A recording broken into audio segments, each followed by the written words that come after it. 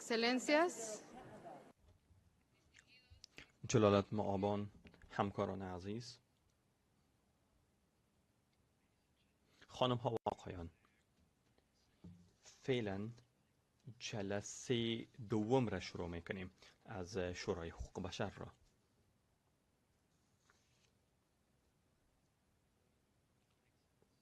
جلالت مآبان، همکاران معزز، فعلا ادامه میتیم گفتمان توسعه یافته را راجع به یا روی موضوع حقوق بشر در افغانستان.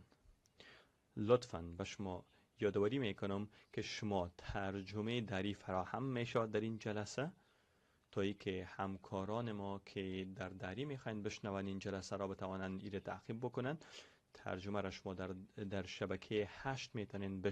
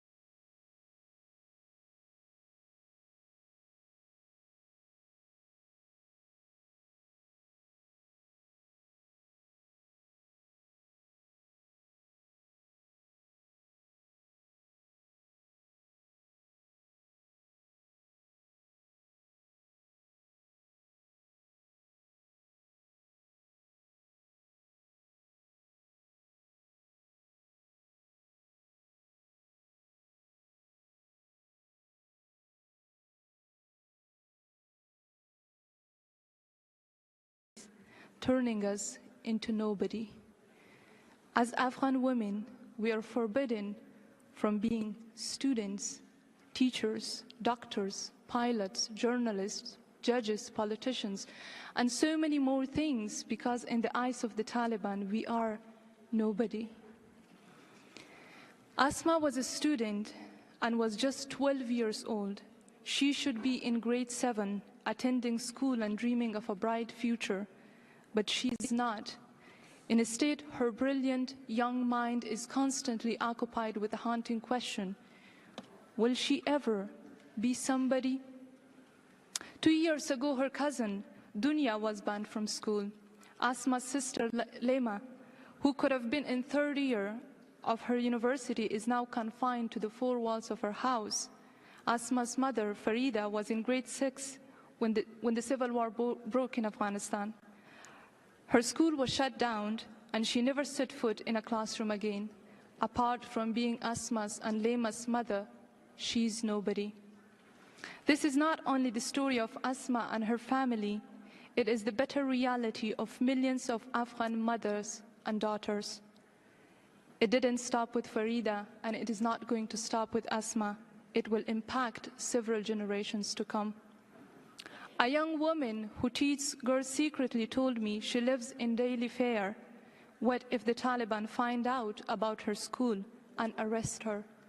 She asks, and I quote, is getting an education a crime? Another woman who could have graduated this year from university asks, and I quote, who will give me back the time that I lost? A widow who used to work in a factory and now she is fired because she is a woman asks, and I quote, who is going to feed my children? From being students, teachers, workers and breadwinners, they have all become nobody. We have even become nobody in our own homes, with thousands of us forced into marriage and many more enduring rising domestic violence. The Taliban systematically created a system that will push our society into ignorance, poverty, and extremism. The Taliban may have claimed that their restrictions on women are in alliance with Islam and Afghan culture, but we see no such policies in any other Islamic country. Their policies do not reflect our religion and cultural values. As you can look at the data where millions of women were studying and working before the collapse of the Republic. Despite all this segregation and discrimination, Afghan women and men seized every tiny opportunity to resist gender apartheid in Afghanistan, whether by speaking anonymously to international media or secretly documenting human rights violations, writing poetry, or taking bold actions, such as the resignation of over 50 university professors, the refusal to take exam by university students in Nangarhar, or the protests of young girls and women who bravely took to the streets in Paktia, Herat, Badakhshan, Kabul, and other parts of the country. In recent days, we launched a campaign named Iqra, a verse in Quran, which means read. The campaign has been met with nationwide solidarity. Hundreds of men and women raised their voices for the reopening of girls' schools. Despite being threatened, beaten up, imprisoned, and forced into exile, we still fight on. But now, as Afghan women, we ask you, with all your power and influence, what have you done in the past 3 years? We are fighting for our existence, and in this fight we feel so alone, betrayed, and abandoned that sometimes it becomes nearly impossible to hold on to hope or dream. All we ask is for you to listen to us, hear us, let us tell our story, and decide what is best for our country and us. Consult us, include us in every decision about Afghanistan, because we're not nobody, we are somebody, and as somebody, we have the right to change our fate and live with dignity, not only on national level, but as global citizens. And remember, any decision or deal will fail without the meaningful contribution of Afghan women and youth. We continue to resist for our rights, and we ask you to stand with us and be on the right side of history. Thank you. Muchas gracias, señora Shafika. Thank you very much, Ms. Shafika. Now I'd like to give the floor to Ms. Lina Torijan for the presentation. Madam Vice President, Madam Deputy High Commissioner, Excellencies, ladies and gentlemen, thank you for the invitation to address the 56th session of the Human Rights Council. I am honored to be among you today, but my attendance is marked by a deep sense of humility. I want to acknowledge that my experience is nowhere near to what my sisters in Afghanistan are enduring at this current moment, and in no way do I aim to fill their shoes. Instead, I sit before you as someone who grew up under the Taliban's first regime, and as an Afghan woman now working at a Washington, D.C.-based NGO supporting a network of exiled Afghan women leaders. Without the education I received after the first regime's collapse in 2001, I would not be speaking to you today. I am greatly saddened to see the past echoing in the present, with the Taliban's restrictive policies of my early childhood, again stripping the rights of millions of Afghans under a regime that has not changed for the better, but instead has adopted draconian measures to oppress Afghan women and girls. Building on the profound insights of Afghan women who just spoke and Special Rapporteur Bennett's recent report, I wish to draw your attention to avenues for accountability regarding Afghanistan that stand before you, ripe with opportunity for action. These tools are not new. Indeed, they represent the very principles on which the UN was founded on, but they're presently underutilized. First, the International Criminal Court. On March 5, 2020, an official investigation into Afghanistan was opened. 4 years on, the investigation is ongoing and no charges have been filed. As the investigation continues, the ICC should ensure Afghan women and minorities, Hazaras, Tajiks, Hindus, Sikhs, Uzbeks, and other marginalized groups are included in evidence collection. Similarly, countries should remove barriers to interviewing witnesses and survivors within their territories, including visa and travel restrictions. Second, the International Court of Justice. By ratifying CEDA in 2003, Afghanistan consented to the ICJ's jurisdiction to adjudicate disputes. As the prior testimonies and latest reports illuminate, the Taliban is violating the convention. Any party to CEDA can challenge de facto's alleged violations on the ICJ. And I encourage your countries to engage in this litigation by opening or joining cases, and should a ruling be reached, to implement the judgments. Third, recognizing and codifying gender apartheid as a crime under international law. Existing legal frameworks do not sufficiently capture the crimes perpetrated against women and girls in Afghanistan. Gender apartheid denotes an institutionalized system of inhuman acts committed for the purpose of establishing domination of one group over another. Women around the world and 10 member states have expressed openness to exploring the codification of gender apartheid, and I encourage you to refer action on gender apartheid to your capitals. These transnational accountability pathways hold real potential, but are often hindered by the political challenges of international collaboration and coordination. Accordingly, countries can elect to unilaterally continue to withhold formal recognition of the de facto regime and support sanctions to restrict their leaders' travel. Recognition and engagement are distinct. Engagement necessary to deliver essential aid should continue, but relations with a de facto regime should not be normalized. Countries should also stand firm on the conditions for dialogue at the upcoming Doha meeting. It is essential that the international community insists that Afghan members of civil society, minorities and women, and those at the intersectionality of these different identities are represented in these talks. These experiences are currently missing from the conversation. How can you have a meaningful dialogue about the future of the country with the majority of the population unrepresented? Further, talks of security and human rights should not be divided, as they're inextricably linked. Without human rights protections for all, security cannot be sustainably achieved. Participation, prevention, protection, and recovery and relief are essential components of women, peace, and security. Without participation, how can you reasonably expect prevention and protection for women from the perpetrated harm? You cannot. Our world faces unprecedented challenges.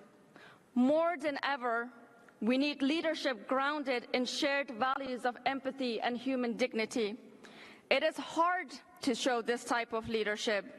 It is hard to take focused action amid a sea of ever-changing challenges. But it is harder to be a woman in Afghanistan. This is a critical moment to take action, and the tools are available. Use them. Thank you. Muchas gracias, señora Lina Tori. I thank Ms. Lina Tori. I now invite interested delegations to ask questions to the presenters and to make comments on their statements. I give the floor to His Excellency Lina Valdonian, the Foreign Minister of Finland, on behalf of a group of country, and this will be a video statement. Mr. President, I speak on behalf of the Nordic Baltic countries. We thank the Special Rapporteur for the report and its contribution to accountability. The de facto authorities' institutionalized system of discrimination, exclusion of women and girls in Afghanistan is increasingly alarming. It has severe social and economic consequences. It causes trauma, suicide, loss of life. It may affect security beyond the country's borders. This institutionalized system of gender oppression may amount to gender persecution. Despite severe limitations, you, women and girls of Afghanistan, with immense courage and determination, contribute as active agents to the well-being of the Afghan society and families. This deserves the full recognition of the international community. Mr. Special Rapporteur, how can the international community support women's full participation in deliberations about Afghanistan's future? Thank you. Muchas gracias. Thank you. I now give the floor to the distinguished representative of Canada on behalf of a group of countries. Thank you, Madam Vice President. I present this statement on behalf of Australia, New Zealand and my own country, Canada, and extend our thanks to the Special Rapporteur for his report and the valuable work that he and his team undertake every day. And thank you to the brave panelists for sharing their stories with us here today. The Taliban's complete disrespect for human rights has become pervasive to the point of ubiquity. We remain gravely concerned by the ongoing institutionalized discrimination, segregation, human rights violations, and abuses perpetrated against women and girls in Afghanistan. We know that women and girls continue to be denied access to education, employment, and freedom of movement. The accounts in the SR's reporting of murder, enforced disappearances, torture, beatings, forced marriage, rape, and other forms of sexual and gendered violence are more than a distress signal. They're a loud warning of possible crimes against humanity. The Taliban's incessant campaign of oppression extends to all people they deem unacceptable, to women and girls, the LGBTQIA+ community, and ethnic and religious minorities. They are forcefully prevented from participating fully, equally, and meaningfully in public life, and increasingly face public corporal punishment. We condemn the disregard for the human rights and dignity of Afghan women and girls, and we remain committed to giving platform to their voices and defending their rights. Mr. Special Rapporteur, how can we amplify the voices of women and girls in all discussions related to the future of their country? I thank you. Muchas gracias. Thank you. I'd like to inform you that the list of speakers has now been closed. I now give the floor to the distinguished representative of the European Union. Madam President, the EU thanks the Special Rapporteur, the Deputy High Commissioner and panelists for their updates.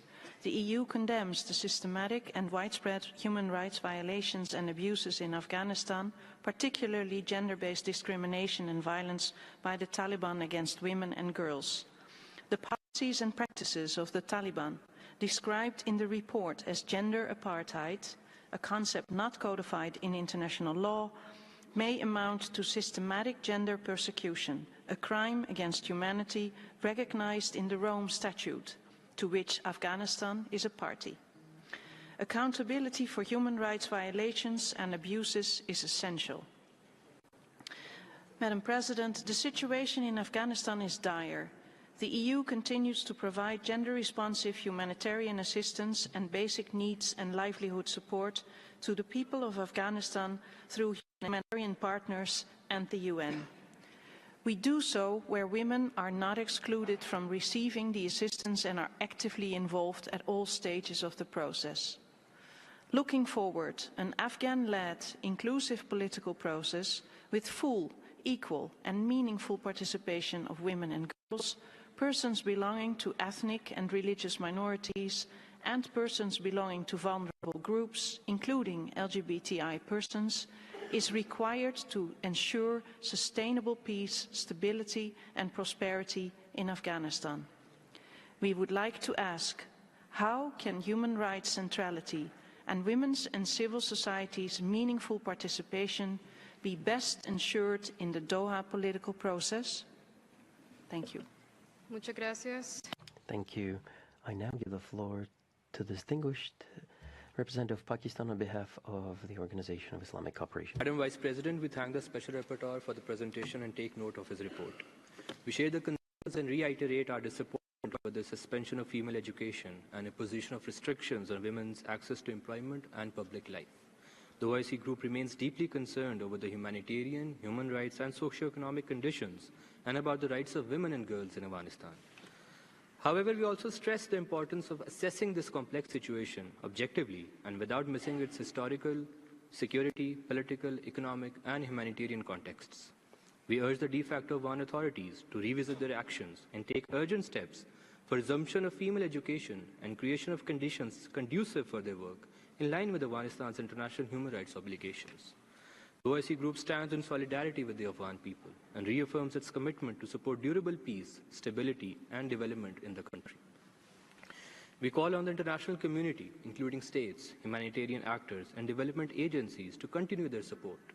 Underfunding these efforts risks the lives and well-being of millions of Afghans. Lastly, we regret that some parts of the report dwelt on certain divisive and controversial themes. Such references are both unwarranted and unhelpful. I thank you. Muchas gracias. Thank you. I give the floor to distinguished representative of Liechtenstein. Thank you, Madam Vice President. Liechtenstein thanks the Special Rapporteur for his report and the numerous panelists for their presentations and testimonies. We remain appalled by the human rights situation in Afghanistan. We're particularly concerned about the impact of human rights violations and abuses faced by children. The denial of girls' equal access to education bears the heightened risk for other abuses, including forced marriage and enslavement. Similarly, boys face increased risk of becoming receptive to abuse and radicalization due to being raised in a governance structure that legitimizes dehumanization of women and girls, as well as suffering from a deficit of educational and economic opportunities. The recent mass public floggings are a worrying manifestation of the widespread use of corporal punishment and the suppression of dissent. We reiterate our call to hold perpetrators accountable and emphasize the importance of international efforts in this regard. I thank you. Muchas gracias. Thank you. I now give the floor to the distinguished representative of Chile. Thank you very much, Vice President. Chile would like to thank the Special Rapporteur on the situation on human rights in Afghanistan for the presentation of the report and for the conclusions and recommendations made. We remain committed to support the civil society in Afghanistan and express our concern with the continuation by the de facto Taliban regime, the systematic deprivation of women and girls of their right to education, employment, freedom of movement, health, and access to the justice system. This is why Chile joins the Special Rapporteur in the respect when he says that that historical traditions, religious and cultural traditions cannot be used to justify serious violations of the right to equality before the law and the equal enjoyment of human rights. Also, we express our deep concern with the transgenerational impact of the establishment and application of a gender-based institutionalized system of oppression and abuse that creates obstacles to the empowerment of women and girls, and also increases their dependency on a patriarchal system. In this respect, we thank the incorporation of the concept of gender apartheid in the report, and we urge states to continue discussions on the possibility to recognize this concept in international law. Finally, we'd like to find out how can the international community step up its effort to deal and combat the institutionalization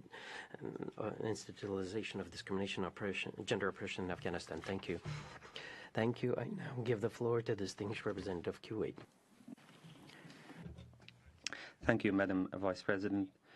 We endorse the statements of the delegations to which we belong. We also express our concern over the deterioration of the human rights situation in Afghanistan, as highlighted in the recent report of the Special Rapporteur, particularly the systematic and grave violations against women and children and minorities that have been aggravated due to the policy of discrimination, systematic discrimination, and restrictions on movement. In line with our commitment to human rights, we urge the de facto regime in Afghanistan to commit to international obligations and to abrogate discriminatory policies while taking positive steps to protect and promote the rights of the Afghan people. My country is committed to supporting the Afghan people through the different humanitarian and development projects. Safe access have been given to thousands who have been evacuated from Afghanistan. The Kuwait have been providing financial support to alleviate the suffering of the Afghan people, to support education and health to children. We also commend the efforts of the brotherly Qatar and its effective role to support international efforts in this respect. In conclusion, my country would always provide unwavering support in cooperation with international partners to provide human rights to all. Thank you. Muchas gracias. Thank you very much. I now give the floor to the distinguished representative of UN Women. Thank you, Special Rapporteur, for your invaluable work. The institutionalized discrimination in Afghanistan has reached a point where its consequences will be felt for generations.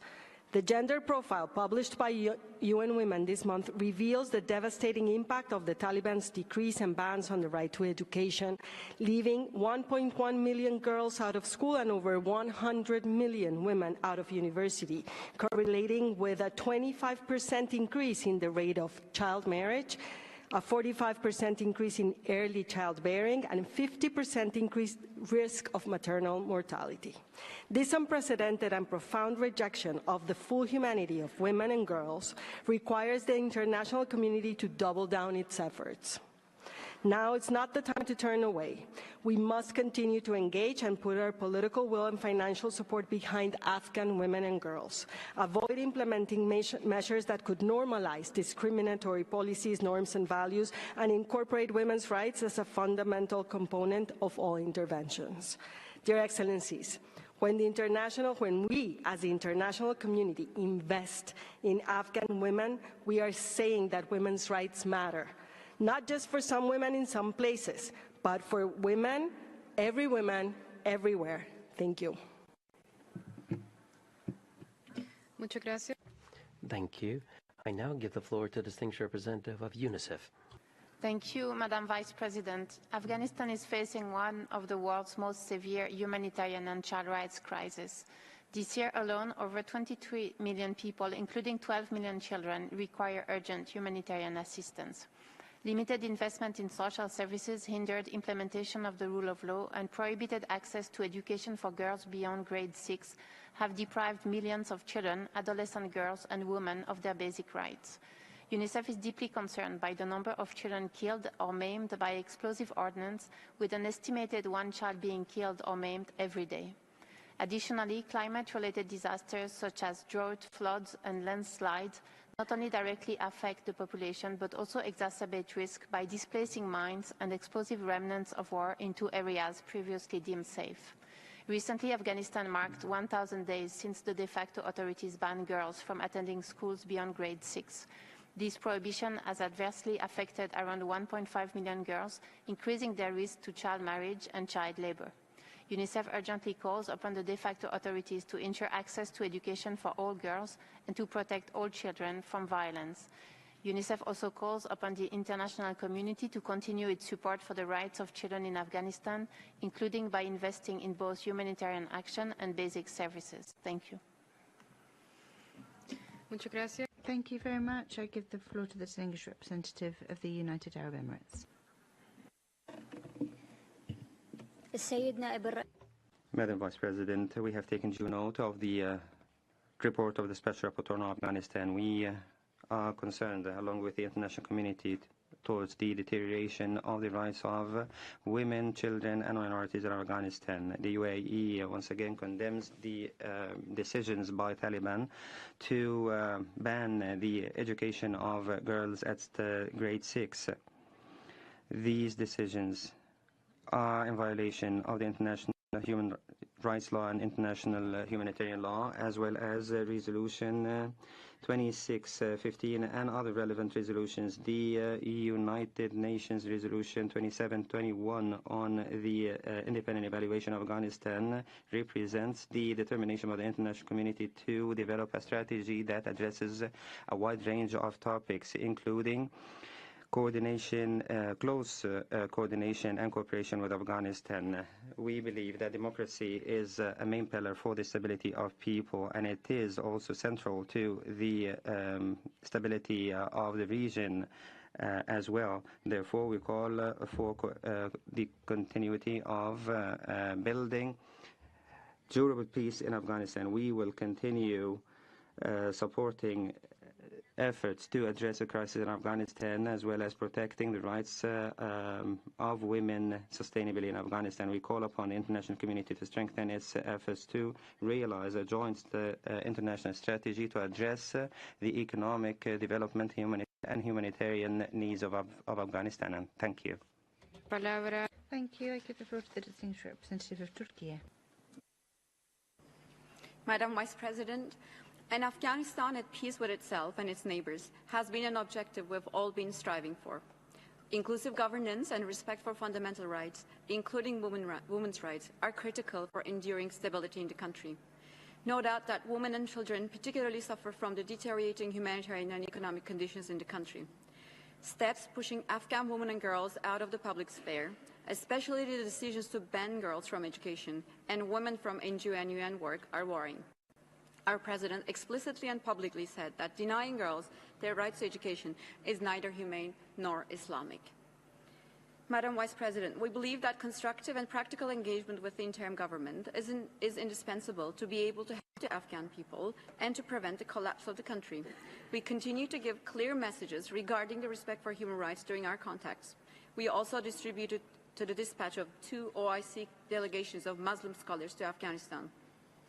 International community should push Taliban to take steps in the fields of political inclusivity and human rights. The UN Security Council Resolution 2721 and UN Afghanistan Independent Assessment provide us the necessary grounds for a coherent, coordinated and structured engagement with Afghanistan.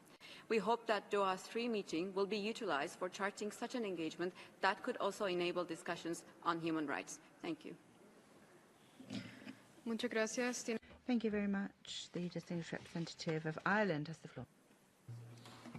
Thank you. Ireland aligns with the EU statement and thanks the Special Rapporteur and all the speakers. The Special Rapporteur's report provides a harrowing description of the institutionalised subjugation of Afghan women and girls, encoded in the Taliban's gender-based system of discrimination, segregation and disrespect for human dignity. This system of exclusion, a large-scale, systematic violation of women and girls' human rights, may amount to crimes against humanity, including gender persecution. Ireland condemns this in the strongest terms. We further condemn the system's compounding impact on the rights of women and individuals from marginalised communities, including persons with disabilities, members of the LGBTQI+ community, and members of ethnic, religious and linguistic minorities, including Hazara. The Special Rapporteur has made clear that Afghanistan is in breach of its obligations as a party to multiple human rights conventions, including CEDAW. Ireland calls for the full reversal of all decrees which deny Afghans, especially women and girls, their inalienable human rights. Those who are responsible for the violations and abuses of human rights must be held accountable. Special Rapporteur, what practical measures can be taken to ensure that the institutionalised oppression of Afghan women and girls is a priority for discussion and action in regional, national and multilateral settings? Thank you. Muchas gracias. Thank you very much. I now give the floor to the distinguished representative of Japan. Gracias, señora vicepresidenta. Thank you, Madam. Mr. Special Rapporteur, Japan appreciates your effort in preparing your report. Japan remains deeply concerned about Taliban's institutionalized gender oppression against women and girls. As illustrated in the Special Rapporteur's report, the denial of fundamental human rights, including rights to education, has increased the vulnerability of women and curtailed their independence. This has serious repercussions for Afghan's future with a profound intergenerational impact. The Special Rapporteur's report shed further light on the institutionalized discriminations against and segregation of women and girls, highlighting the importance of measures and approaches that effectively address the needs to protect and promote the human rights of Afghan women and girls. In this regard, Japan aligned itself with a view of the Special Rapporteur that in light of women, security and peace agenda, it is crucial to ensure that women's participation in the discussion concerning the country's future and toward the creation of lasting peace. In collaboration with all relevant stakeholders, Japan will continue to make every effort to engage directly with the Taliban in order to ensure the respect of the human rights of all Afghans, especially women and girls, in line with applicable human rights instruments. Gracias.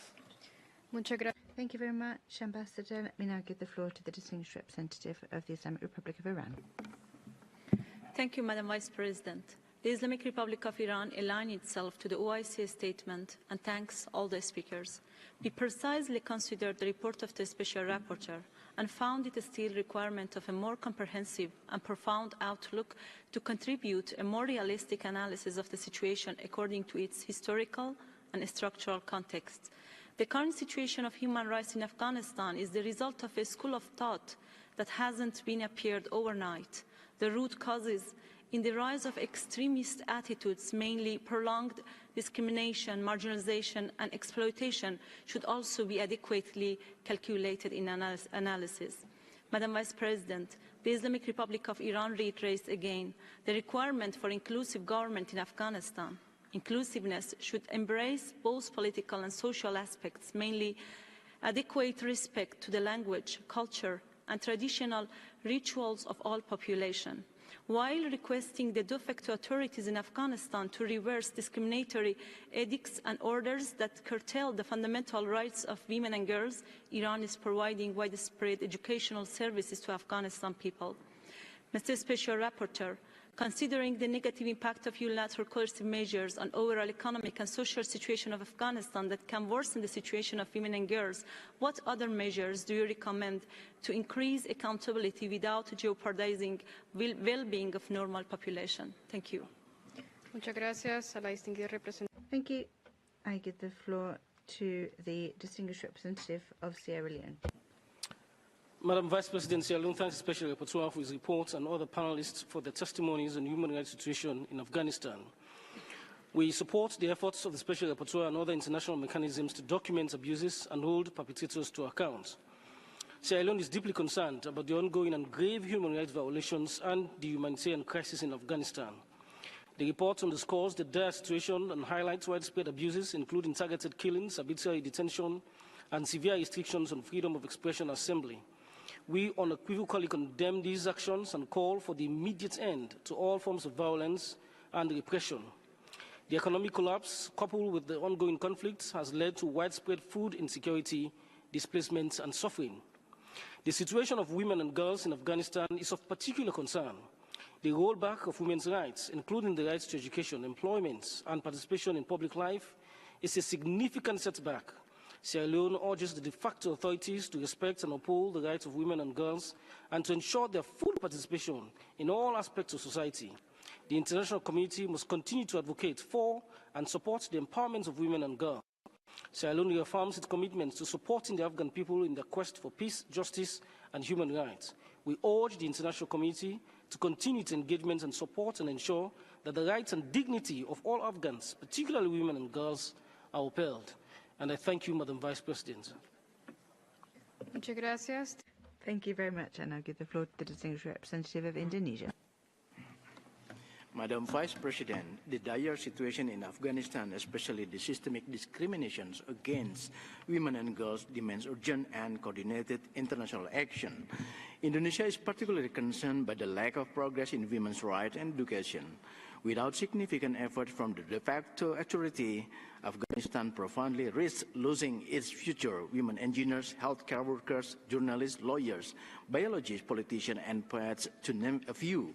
Special Rapporteur, Indonesia has actively provided higher education scholarship and capacity building programs through the International Conference on Afghan Women's Education. We have collaborated with Netherlands, Norway, and Denmark to offer scholarship. Indonesia also prioritizes humanitarian assistance. Notably, Indonesia has sent 10 million doses of polio vaccines, targeting 8.6 million Afghan children. We urge all member states to bolster their contribution to humanitarian support to prevent further catastrophes. Lastly, Indonesia remains hopeful about the critical role of ulama, underscoring the sense of religious justification for the education ban. We actively engage Indonesian ulama with Afghan counterpart through trilateral frameworks with Qatar and multilateral framework within the OIC. We also committed to sharing good practices on madrasah curriculum and Sharia banking by working with UNAMA and other UN agencies. And I thank you, Madam Vice President. Muchas gracias. Thank you very much, and I'll give the floor to the distinguished representative of Luxembourg. Thank you very much, Madam Vice President. Luxembourg aligns itself with the statement from the European Union. We warmly thank the Afghan women who are here present today for their brave witness statements and testimony. Special Rapporteur, thank you for your report. There is no longer any doubt that the system of discrimination, segregation, utter failure to respect human dignity and the exclusion targeting women and girls that has been practiced by the Taliban is systematic and institutionalized. We hail the important work that you have conducted together with the Working Group on Discrimination Against Women and Girls. Although gender apartheid is not yet recognized in international law as a crime against humanity, this expression best describes the oppression that defines the Taliban governance. And that is what we are also being told by Afghan women. Luxembourg hopes that codification of this crime, as well as its universal rejection by all countries that respect international law, will bring its perpetration to an end. We support your recommendations to the de facto authorities, particularly the urgent obligation to restore equal, inclusive and equitable access for women and girls to full quality education. Women and girls must participate in all political debates regarding the future of Afghanistan, particularly the Doha process. Mr. Bennett, how can we ensure that human rights are at the heart of this process? I thank you. Muchas gracias. Thank you very much, Ambassador. I now give the floor to the distinguished representative of Israel. Thank you, Vice President. The report of the Special Rapporteur is staggering. Since the Taliban took over Afghanistan, they have imposed a vicious and cruel regime that aims to destroy the basic social fabric for current and future generations. The regime's intentions are clear: to impose a gender apartheid where women have no rights and they become completely non-existent in the public sphere. The SR is accurate when he refers to the transgenerational impact of the Taliban regime. Women and girls are not only deprived of their agency, they are being turned from subjects to objects. Girls are forced out of schools and forced to marry. They are forced to forever live in the shadows in constant fear and abuse. The Taliban regime executes its rule by violence, prohibition, limitation, and exclusion. Human rights is recognized for women and girls in Afghanistan. No group in a vulnerable situation is granted any protection. In this devastating context, the international community must act. Otherwise, silence is complicity. We owe it to the Afghan women and girls to take action. We owe it to women and girls everywhere. I thank you. Muchas gracias. Thank you very much to the distinguished representative of Israel, and I give the floor to the distinguished representative of Spain. Thank you very much, Madam Vice President, Madam Deputy High Commissioner. Spain aligns itself with a statement by the European Union and reiterates its grave concern at the situation in Afghanistan, as the panelists have done. The institutionalized system of discrimination and exclusion of women and girls not only exacerbates the horrendous human rights violations that the Taliban have been committing for 3 years, but it is also having an extremely serious intergenerational impact. It's perpetuating the cycle of violence and inequalities for future generations of women and girls. It is alarming to see how the ideology of gender oppression has taken root in laws, consciously eliminating any autonomy of women and girls, depriving them of access to education, the labour world and most basic services, the use of violence, arbitrary detention, ill treatment and torture, the repression of the right to protest are serious human rights violations. Spain would call for compliance with international law, including with CEDAW, indeed to which Afghanistan is a party. It is vital to ensure accountability so that this systematic segregation, accountability for this systematic segregation, which may constitute a gender persecution as stipulated by the Rome Statute. Spain reiterates its commitment to the Afghan population, supporting women and girls and Afghan civil society working bravely within and outside of the country. Thank you, Special Rapporteur, for bringing us your factual findings and the feelings of the victims. Your work is vital for this Council to continue to bolster its collective response in the face of this injustice. How can we better support from this Council initiatives led by Afghan women who are seeking to restore the rights and freedoms in this context of extreme oppression? Thank you. Gracias. Thank you, Madam. I now give the floor to the distinguished representative of Germany. Thank you, Madam Vice President. Germany aligns itself with the EU statement. Since the Taliban have seized control of Afghanistan, the human rights situation continues to deteriorate. Human rights defenders and media workers are arbitrarily detained and ethnic groups are attacked. Detainees must fear abuse and torture, to name just a few of the human rights violations committed under Taliban rule. The Taliban have failed to live up to the international human rights conventions to which Afghanistan is a party. For the women and girls in the country, the situation is even grimmer. We thank the Special Rapporteur for laying out in his report how the Taliban have put in place a system of discrimination, segregation, disrespect for human dignity and exclusion based on a profound rejection of the full humanity of women and girls. A system that by all means bears the characteristics of systematic gender persecution as a crime against humanity. Germany calls upon Afghanistan to ensure the human rights of all Afghans, including women and girls. Mr. Special Rapporteur, how can we hold the Taliban accountable for these crimes? I thank you. Muchas gracias. Thank you very much, Excellency, and I give the floor to the distinguished representative of Poland. Thank you, Madam Vice President.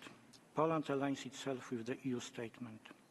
Poland remains strongly disturbed by the systematically deteriorating situation of human rights in Afghanistan, including the rights to education, work, and freedoms of expression, assembly, and association. We particularly worry about the ongoing violations and abuses of the rights of women and girls, especially in the context of their limited access to healthcare and social services, to the labour market and public life, as well as the privation of education, including higher education. Justice and full enjoyment of human rights are essential for lasting peace and stability in Afghanistan. We call on the authorities in Kabul to end human rights violations, comply with the fundamental international human rights treaties, take responsibility of well-being of its citizens, and enable the people of Afghanistan, especially women and girls, to enjoy all human rights. Thank you. Muchas gracias. Thank you very much. I give the floor to the distinguished representative of Belgium. Merci, Madame la Vice. Thank you very much, Madam Vice President. Belgium aligns itself with the statement of the European Union. I should like to hail the courage of the women who've borne witness today. Women who are trapped in abusive homes, young girls who are obliged to marry, girls and boys growing up without the support of any women who prosper independently from men. There are no words to describe the impact of the institutionalized system of discrimination, persecution, gender persecution and segregation that has been set up by the Taliban. There are no words to describe the exclusion and inherent discrimination of women and girls, or the harm inflicted on the new generations, whatever their gender. Belgium welcomes the report of the Special Rapporteur, which stresses the importance of gender for women and girls, the systematic and widespread nature of the gender-based discrimination, the intergenerational harm, as well as violence against all those, including men and boys, who defy, question, or do not conform with the ideology of the current governance. Mr. Bennett, as you flagged rightly, accountability is essential to put an end to the cycle of impunity. More needs to be done to achieve that. I thank you. Muchas gracias a la My thanks to the distinguished representative of Belgium. I give the floor to the distinguished representative of Qatar. شكرا السيدة نائب الرئيس. Thank you very much, Madam Vice President. Allow me to thank the Special Rapporteur for his report. Allow me also to underline that in Afghanistan, women and girls are coming up against huge challenges in the humanitarian, economic and other spheres. We are seeing a deteriorating human rights situation, in particular the rights of women and girls. Qatar has always ensured that it provides the necessary assistance to Afghanistan. This between 2021 and 2024. Over 1,080 tons of assistance and aid have been sent to that country, particularly following the natural disasters that occurred recently. We intend to build a hospital for women and children, and in collaboration with the Qatari Fund, we have planned various projects for Afghanistan. And for the second time, we are preparing to host the meeting of special envoys on Afghanistan under the aegis of the UN at the end of this month, with a view to improving coordination between the international community and the provisional government. We are also promoting programs for women and girls in Afghanistan. Thank you. My thanks to the distinguished representative of Qatar, and I now give the floor to the distinguished representative of Czechia. Thank you, Madam Vice President. Czechia aligns itself with the statement delivered by the EU. We wish to thank the Special Rapporteur for his report providing analysis of the institutionalized enslavement of Afghan women and girls. The ongoing deterioration of human rights situation in the country is reprehensible, whether it is women and girls erased from public life, peaceful dissent stifled, violence used to control and instill fear, or extrajudicial killings and disappearances. 1 in 10, that's roughly the ratio of foreigners in Czechia, coming from 186 countries, including from Afghanistan. Afghan refugees have been offered scholarships at some Czech universities. As a part of the state integration program, they are provided with assistance in housing, employment, education, social area and healthcare. We all have the same desire, which is a prosperous, peaceful Afghanistan ruled by an inclusive government and free from terrorism. Mr. Special Rapporteur, how can we best manage the threat posed by terrorism in Afghanistan? Thank you. Muchas gracias. Thank you. And I give the floor to the distinguished representative of the Republic of Korea. Thank you, Madam Vice President. The Republic of Korea thanks the Special Rapporteur for his comprehensive report to the Council. We are deeply concerned about the report's analysis of the Taliban's institutionalized system of gender-based oppression in Afghanistan. Reports of severe deprivation of fundamental rights of women and girls through relentless edicts and policies are significantly troubling. As the Special Rapporteur concluded, such institutionalized gender oppression may constitute gender persecution, murder, and enforced disappearance. In this regard, we reiterate our call upon the Taliban to comply with its obligations under international law and urgently reverse its discriminatory policies and directives that deprive rights of women and girls and their fundamental freedoms, including the rights to education, employment, freedom of movement, health, and access to justice.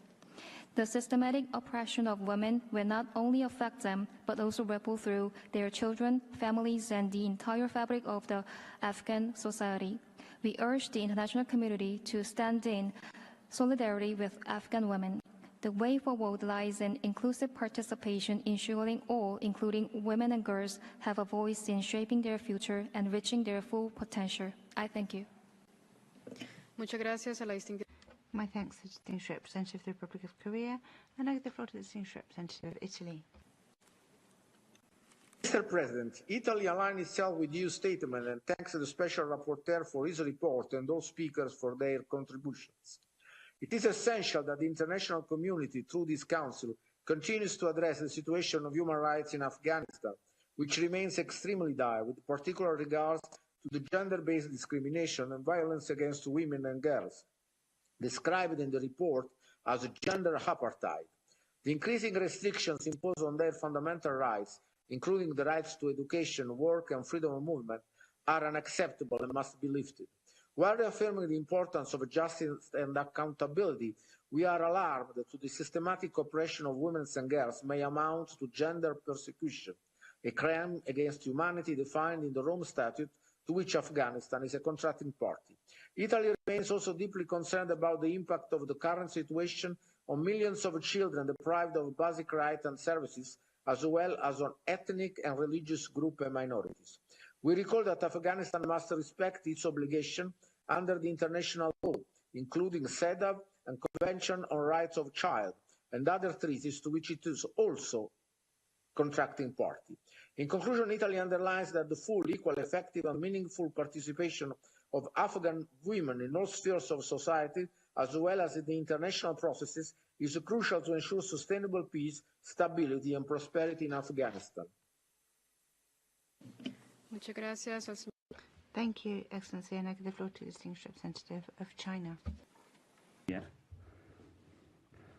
Vice President, since the changes in Afghan in 2021, the Chinese people have been closely following the well-being, security, safety, future of the Afghan people. China has noted that the Afghan interim government has made promoting the return of overseas refugees a priority of its governance. This issue, which has been long affected the world and the region, is now having an opportunity of being resolved. The international community should give it objective assessment. China hopes that the Afghan authorities will protect the basic rights and interests of all Afghan people, including women, children, ethnic minorities, and continue to make positive efforts in the direction that serves the interests of the Afghan people and expectation of the international community. Some countries have frozen Afghan assets for a long time, imposed unreasonable unilateral sanctions against Afghan. These actions have made the suffering of Afghan people even worse, seriously damage the human rights of their people. China is deeply concerned. China advocates adhering to the basic principle of Afghan-led, Afghan-owned approach to address the urgent needs of Afghan people in a flexible, pragmatic manner and providing targeted humanitarian and development assistance. Thank you, Vice President. Muchas gracias. Thank you very much. And I give the floor to the distinguished representative of the United States of America. You have the floor. Thank you, Madam Vice President, and welcome to the Afghan human rights defenders on the dais with us today. I thank you, Madam Deputy High Commissioner, for your remarks earlier. And Special Rapporteur Bennett, we are grateful to you and all of those who continue to call out the Taliban's extreme mistreatment of Afghans, particularly of women and girls. The United States is deeply troubled by the systemic and escalating human rights abuses in Afghanistan, including the Taliban's ongoing actions, which may amount to gender persecution, especially targeting women and girls in all their diversity. Afghan women face near complete societal erasure as their ability to participate in public life continues to diminish, with the Taliban denying their independence and ability to learn and to work and banning them from most public spaces. Credible reports display an utter disregard for human rights as the Afghan population faces killings, unjust detentions, inhumane treatment, forcible displacement, and restrictions on their ability to exercise freedom of religion or belief. We note with grave concern the rise in public floggings of those suspected of adultery or homosexuality. The international community must stand with all Afghans. We call for reversing oppressive measures and for justice and accountability for abuses committed. Special Rapporteur, the Taliban's architecture of repression based on gender harms all Afghans. What measures do you suggest the international community take to protect at-risk Afghan women and girls? I thank you. Muchas gracias, Embajadora. Thank you very much, Ambassador. I give the floor to the distinguished representative of Costa Rica. Thank you. Costa Rica once again would like to express its concern on the systematic violation of human rights, gender apartheid, and disdain for human dignity of women and girls in Afghanistan. Our country regrets the setting up of an institutionalized system that, with its discriminatory policies and related misogynist decrees, has led to total isolation of women and girls under the architecture of oppression, deny the right to education, limits the empowerment of women and girls. Equally, conditions impose on access to work, minimize the autonomy and financial independence of women. The results of such decisions affect directly family economy and the growth of poverty. The restrictions that have been imposed on the freedom of movement, the right to health, lead to the worsening of the situation. What has been described shows a clear exclusion and persecution on the basis of gender and the rejection of conditions of humanity for women and girls. It is of great concern also that there is irreversible damage that is being created to new generations. As a realtor, I'd like to find out in which way can states help work greater effectiveness to monitor the violation of human rights in Afghanistan. Thank you. I give the floor to the representative of the Russian Federation. Madam Vice President, the Russian Federation fully supports the right and the willingness of Afghan people to live in peace and stability. In the end, the order in the region as a whole depends on this. However, achieving the lasting and stable peace is not possible without working with the de facto authorities on a broad range of issues, including the area of human rights. We're paying close attention to the evolution of the humanitarian and social economic situation in Afghanistan. Among other things, we're monitoring closely on the situation with respect of human rights, including the rights of women and girls in the area of education and the realization of the right to employment. Of great importance is the creation of a fully inclusive government with the participation of all ethno-political groups of the country. As a result of the irresponsible withdrawal of foreign troops from Afghanistan and the flight of the former president in 2020, the current de facto authorities inherit a country with a whole heap of problems and threats accumulated during the war. After 20 years of full reliance on infusions of international funds, Afghanistan is now in a situation of a financial quagmire, facing unprecedented unilateral sanctions just a step away from a humanitarian economic catastrophe. We're disappointed the Special Rapporteur has decided to ignore these aspects. We're consistently in favor of an approach that is based on a complex assessment of the situation in Afghanistan, an objective analysis and balanced assessment of the situation and the prospects for settlement. Thank you very much. Muchas gracias. Tiene la palabra. Thank you. I give the floor to the distinguished representative of Malta. Thank you, Mr. President. Malta aligns itself with the statement of the European Union and thanks the Special Rapporteur for his report. We are deeply troubled by, by the deterioration of the rights of women and girls in Afghanistan since the Taliban takeover in 2021.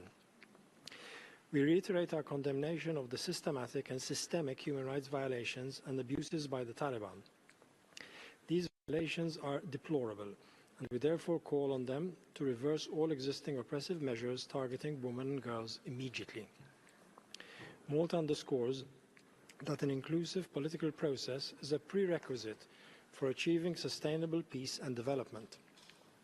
The rights of women and girls must be fully respected and represented in such a process, and doing so is a first step to ensure that Afghanistan becomes a more inclusive country. We therefore continue to call for women's full, equal, meaningful and safe participation in all aspects of public, political and social life. We are gravely concerned at the numerous reports that several human rights defenders, including women and girls, have been arbitrarily detained, and we call for their immediate release.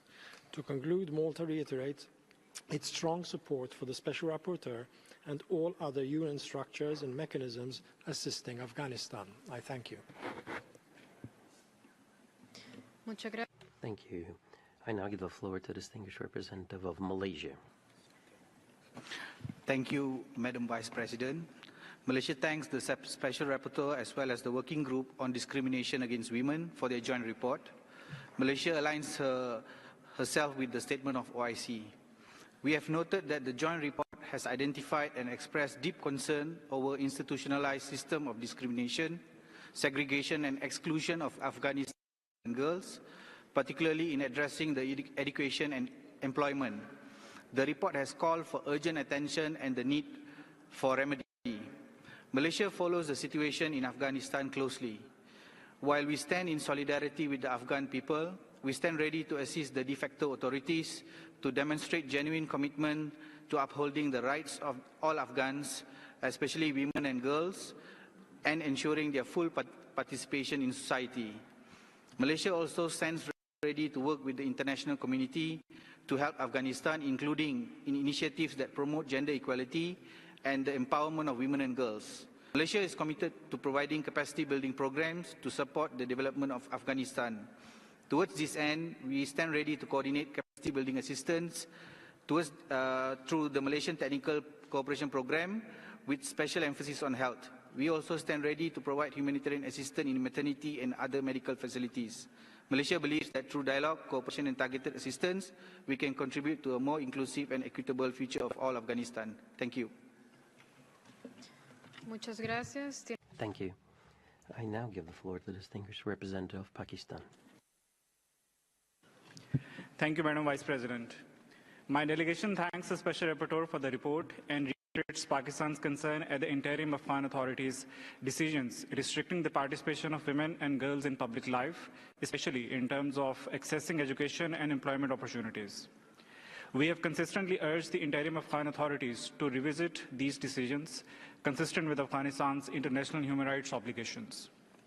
Madam Vice President, even as the human rights situation in Afghanistan remains a major concern, the humanitarian crisis engulfing the people of the country requires urgent and unconditional global attention.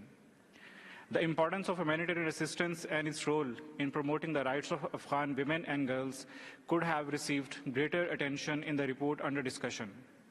We urge the international community to continue providing humanitarian assistance and support to the people of Afghanistan. Madam Vice President, any assessment of the human rights situation in Afghanistan must reflect its historic, political, security, economic, and humanitarian context. Pakistan has always remained a firm proponent and advocate for an inclusive, peaceful, and stable Afghanistan where all its citizens, including women, girls, minorities, enjoy their fundamental rights and freedoms. Thank you. Muchas gracias. Thank you. Now I give the floor to the distinguished representative of Albania. Thank you, Madam Vice President. Albania thanks Special Rapporteur for his report and thank you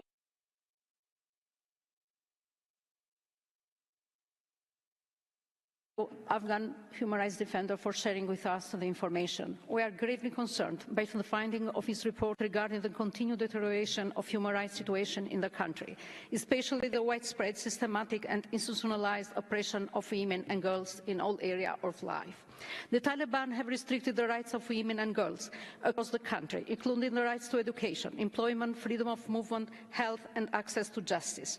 Women and girls in Afghanistan are at increased risk of forced marriage, particularly where their families are under financial pressure.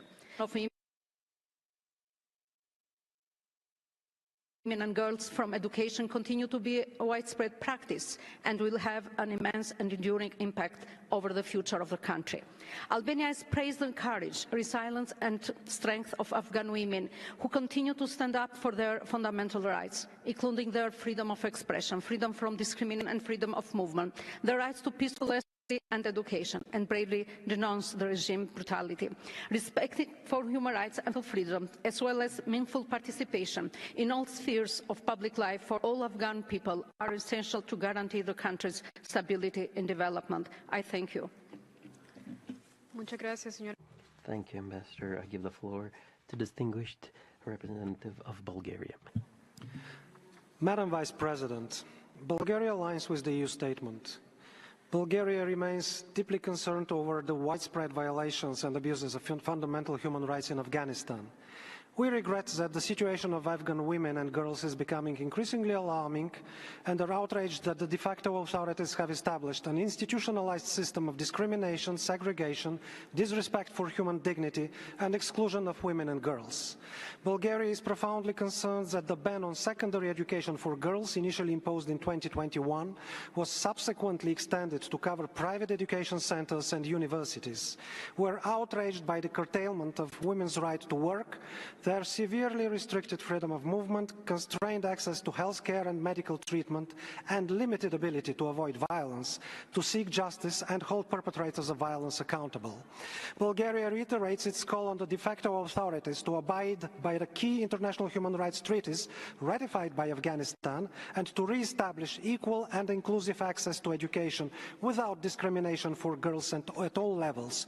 We urge for the restoration of conditions for meaningful participation of women and girls in public, political, economic and social life, for their renewed employment opportunities, access to quality health care and protection from all forms of violence.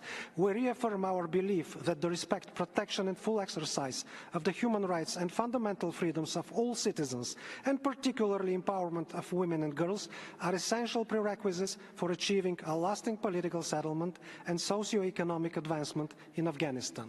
I thank you. Muchas gracias, señor embajador. Thank you very much, Ambassador. I now give the floor to the distinguished representative of Austria.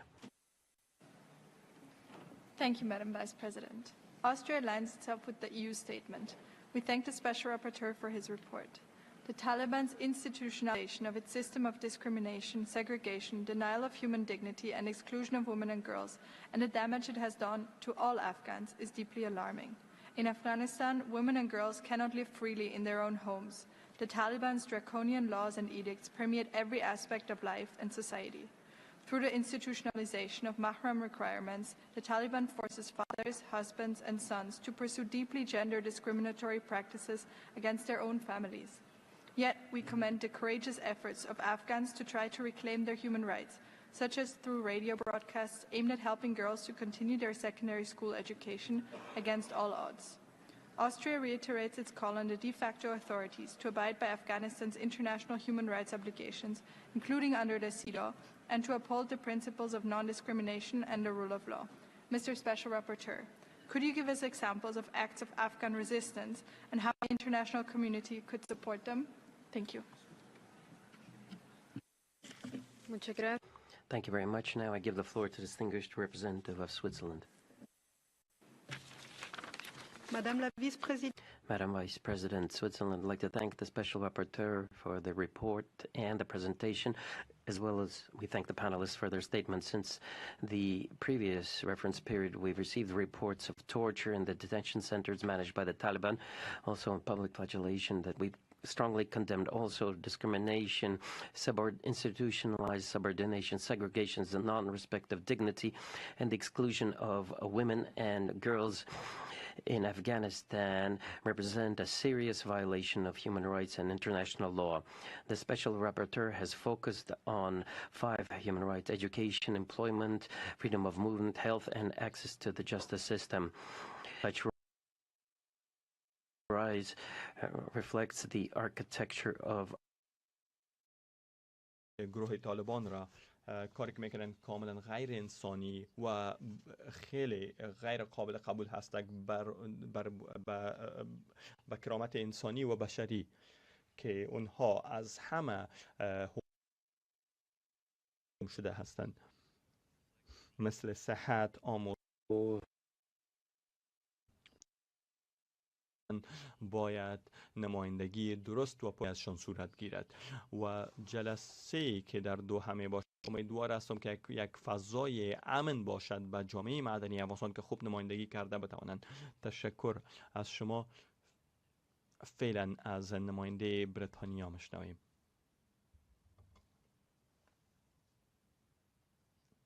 مایکتون خاموش است سفیر صاحب.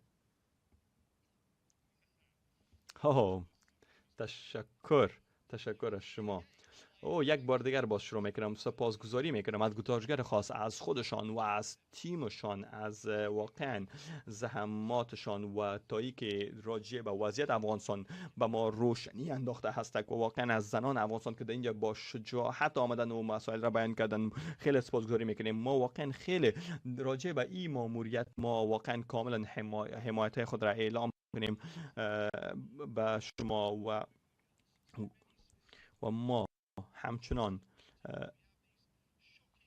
خیلی گزارش های شوکه کننده را میشنویم که عاملان خیلی خیلی جرایم بزرگ را انجام میدهند که میتونیم میره بگوییم که جرایم علیه بشریت هستند. مثلا خشونت های داخلی بیشتر شده هستند، ازدواج های اجباری هستند که واقعا نهادینه ساخته میروند این نوع خشونت را و این باید خاتمه یابد. پس تایی که پس دوباره دختران و زنان پس دوباره در موسطای کاریشان مکاتبشان برگردن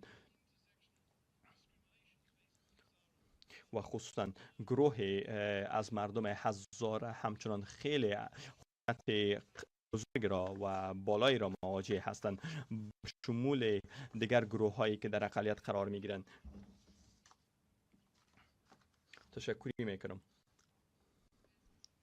تشکر از شما سفیر صاحب. فعلا از نماینده کشور گانا میشنویم. تشکر معاون صاحب. ما تشکری میکنیم از گزارشگر خاص برای گزارششان و همچنان از پنل که راجع به وضعیت افغانستان به ما معلومات را شریک ساختن. واقعا خیلی نگران کننده وضعیت افغانستان راجع به صلح است، ثبات افغانستان وقتی که ما میبینیم و رفاه افغانستان که میبینیم. گانا صدا میزند بالای طالبان که همه پالیسی های زنستیز و نامناسبشان را متوقف بسازند و دقیقا باید همه شهروندان افغانستان باید حقوق مساوی بهره‌مند باید شوند و آزادی بیان خود را باید صاحب باشند. گانا جامعه بین‌المللی را تشویق میکند و شرکا را که کارهای مؤثر را انجام بدهند تا ای که بتوانند کمک های بشردوستانه را برای افغانستان فراهم بسازند به هر شکلی که میتوانند اینها، تا ای که ما یک افغانستان با ثبات و پر از امن داشته باشیم. تشکری میکنم از همه شما. تشکر. فعلا از نماینده کشور رومانیا میشنویم. تشکر.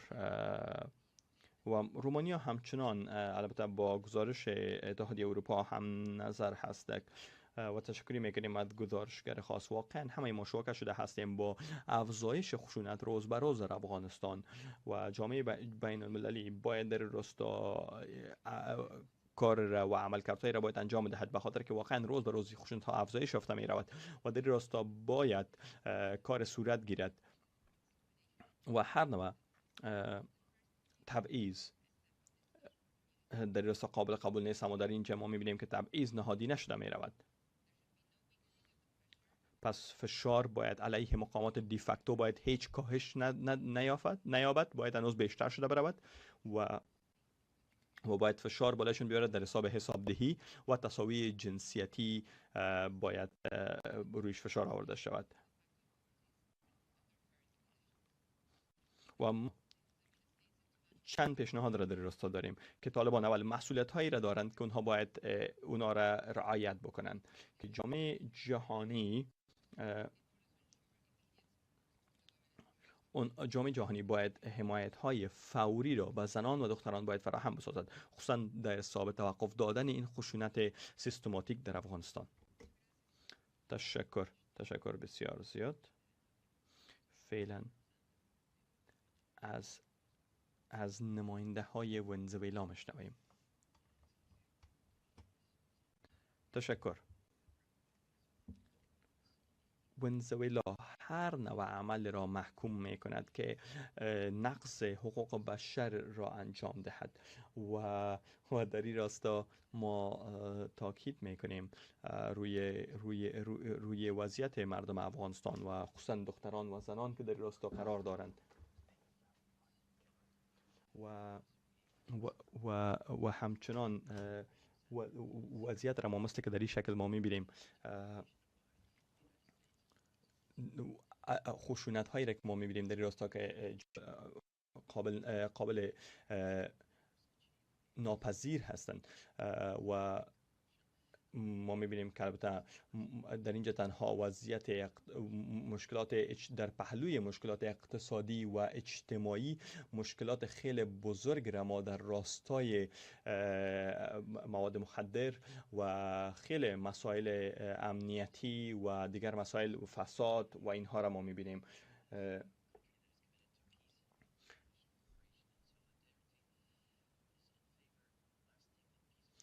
تا ای که ما امیدوار هستیم که یک راه حل واقعی و پر از بتانیم راه حل پر از صلح را بتانیم دریابیم برای افغانستان.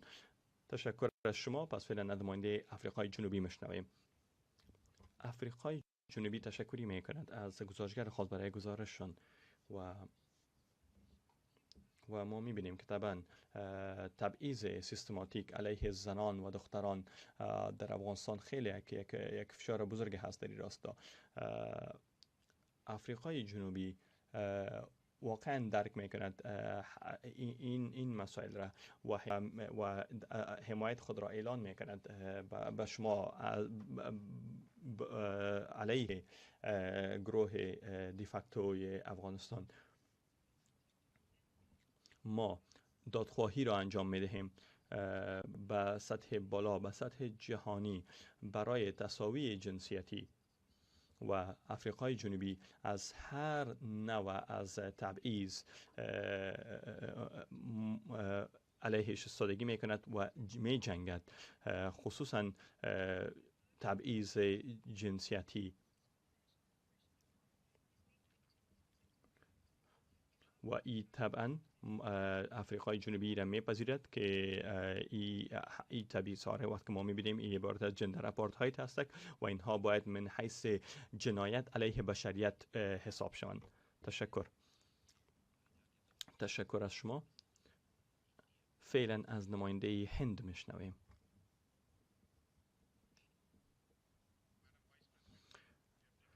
منصف ما گزارش دریافتیم. افغانستان یک همسایه ما هست و یک شریک طولانی مدت ما بوده هست در این راستا و همیشه تقاضای صلح و امنیت در افغانستان داشتیم. اولویت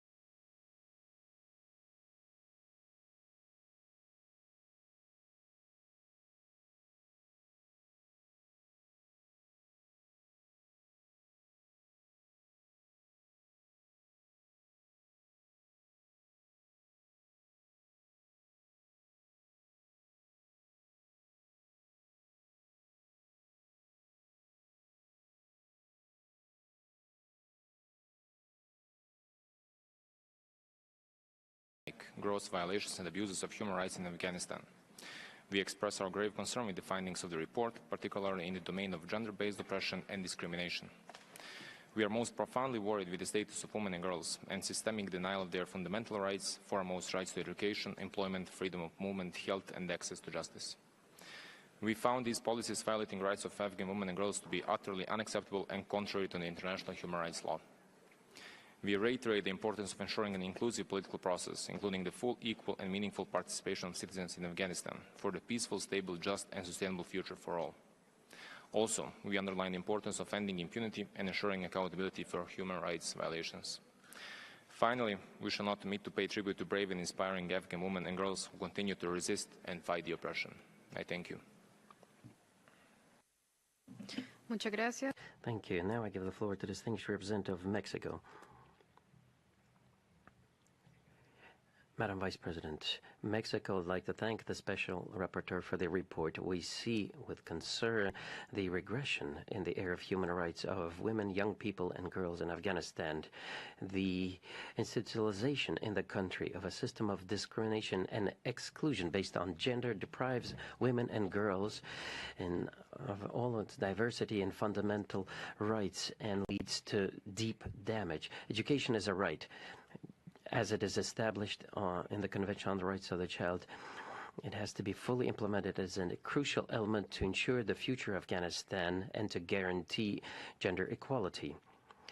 The denial of access to health, including sexual and reproductive health, as well as psychosocial support, violates seriously the human rights of women, young people, and girls in the country. The exclusion of Afghan women from the labor market undermines their right to employment, limits their autonomy and financial and economic independence. The serious humanitarian situation faced by the country is an indicator of the fact that Afghanistan cannot continue without the support of women.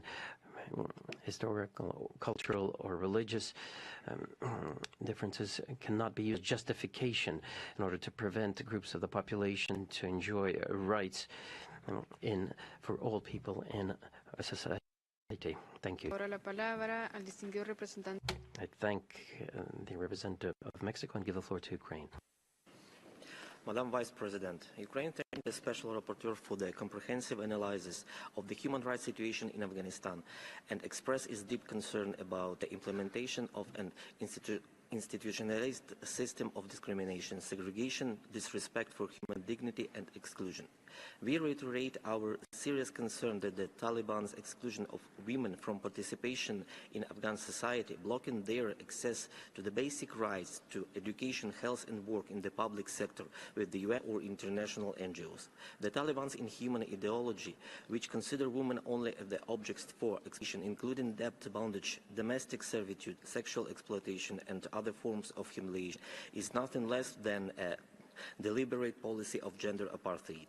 Moreover, the practices of degrading human dignity and violent deprivation of rights and freedoms have become a horrific reality not only for women and girls, but also for members of ethnic and religious minorities, persons with disabilities, and LGBTQI+ communities in Afghanistan. Women forms of abuse intend to maintain an institutionalized regime of systematic oppression and domination over women in Afghanistan. What more should the international community and this Council do to stop this heinous crime? I thank you. Muchas gracias. Thank you very much. I now give the floor to the distinguished representative of the Dominican Republic. Thank you, Madam Vice President. The Dominican Republic thanks the Special Rapporteur for the report. We are deeply concerned at the situation reported regarding the systematic discrimination suffered by Afghan women and girls. This discrimination severely affects their access to the fundamental rights enshrined in the Universal Declaration of Human Rights. We highlight the importance of access to education for women and girls. Education opens up economic, social, and political opportunities. It permits those who receive it to fully participate in society and to combat discrimination and widespread gender violence. We align ourselves with the call from the Special Rapporteur, and we invite the Afghan authorities to ensure that the international human rights standards and treaties that they have ratified are abided by, namely to promote and protect the rights of all persons, particularly those of women and girls. We also call for reflection to inclusion of women and girls in decision-making on the future of Afghanistan, because this is so essential to ensure sustainable development and lasting peace. Women's participation in political, economic and social life contributes to the creation of resilient and equitable societies, and which are ultimately more respectful of human rights. Thank you. Muchas gracias, señor. Thank you very much indeed, Excellency. I now give the floor to the distinguished representative of France. Merci, Madame la Présidente. Thank you very much, Madam President. Mr. Special Rapporteur, thank you for a report which unfortunately confirms the tragic situation of women and girls in Afghanistan. This since the Taliban took the country by force. France once again condemns the systematic discrimination imposed on women and girls by the Taliban, which is tantamount to a policy of segregation. This systematic policy of segregation, depriving the country of its population, not only harms women, it also condemns development and justice for Afghanistan. Persecution of women and girls must cease immediately. Full participation of women and girls in Afghan life is essential. In line with international humanitarian law, safe, unhindered humanitarian access to all those in need, including women and girls, must be upheld. France reiterates its support to Afghan women. France will continue to host them through the Femmes en Danger mechanism to protect defenders of freedoms, such as through the Marianne Initiative, and to support humanitarian actors who provide assistance to the Afghan population. Madam Vice President, in terms of our Council's responsibility, it is our responsibility to shed light and not to remain silent, to prepare for the future and to ensure that we are a place where Afghan women can reaffirm the inalienable right to equality and to parity. I thank you. Muchas gracias, señor embajador. Thank you very much, Excellency. Excellencies, distinguished colleagues, thank you for your valuable inputs. We will now move to the list of speakers from non-governmental organizations. Asian Forum for Human Rights and Development. Madam President, I'm an optimistic woman, but what is happening beyond this room, with more countries willing to normalize relations and engage with the Taliban while our people continue to suffer under its brutality, does not give us a lot of reason for optimism.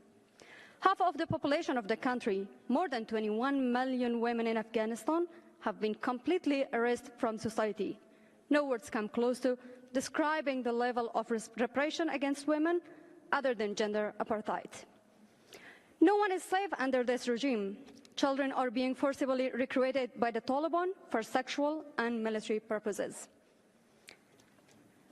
As we gather here to examine the Taliban's brutal action and dealing with the Taliban to get access to the country and to our natural resources are being auctioned off to fund its regime. Your Excellencies, Afghanistan women are not just slogans for your statements. We are not just bargaining chips and a global game of power and political and economic deals. As a mother who had to leave my 3-year-old daughter and 5-year-old son for fear of persecution as a result of my human rights work, as someone who has been forcibly separated from my children, and as a victim and survivor of the Taliban regime, I seek justice. Many of you in this room who bear some degrees of responsibilities for our current situation, also thank you. Thank you. I now give the floor to Women's International League for Peace and Freedom. Bismillahir-Rahmanir-Rahim. The confirms that the large-scale systematic gender-based violation in Afghanistan constitute gender apartheid. With such a level of denial of fundamental human rights, normalizing relations with the Taliban not and must not be an option. To give political recognition to the Taliban is to say that the world is willing to ignore the suffering of millions for the sake of political convenience. The international community must not let this happen. As we approach the diplomatic talks in Doha, I urge all states not to normalize oppression. You must stand in full support with the women and girls of Afghanistan. But words of solidarity are not enough. The rights of women and girls must be front and center of any talks. Any engagement with the Taliban must be fully informed by international law and recommendation of Afghan women. Ensuring participation of civil society in the upcoming Doha talks is a must. Upholding women's and girls' rights is a prerequisite to addressing the humanitarian crisis. Humanitarian action that fails to uphold our rights causes harm and entrenches the Taliban repressive policies. The international community has a moral and legal duty to stand firm against gender apartheid and to hold the Taliban accountable for their crimes. I thank you. Thank you. I now give the floor to Iran Human Rights Documentation Center. Thank you. I thank Special Rapporteur Bennett for his systematic oppression and domination of Afghan women at the fore. This cannot be taken for granted. As we speak, we see that states and the UN have conceded to the Taliban with regard to the next round of Doha talks, leaving women's civil society without a seat at the table and women's rights off the agenda. Every day, the Taliban further entrenches their institutionalized regime of systematic gender-based oppression and domination in Afghanistan. We thank the Special Rapporteur for recognizing that this continued perpetuation is appropriately labeled gender apartheid, and we echo his call that states codify gender apartheid under international law, including in the potential UN Crimes Against Humanity Treaty. The women of Afghanistan have long been advocating for the recognition of gender apartheid as a bulwark against their erasure from their homes, communities, and society.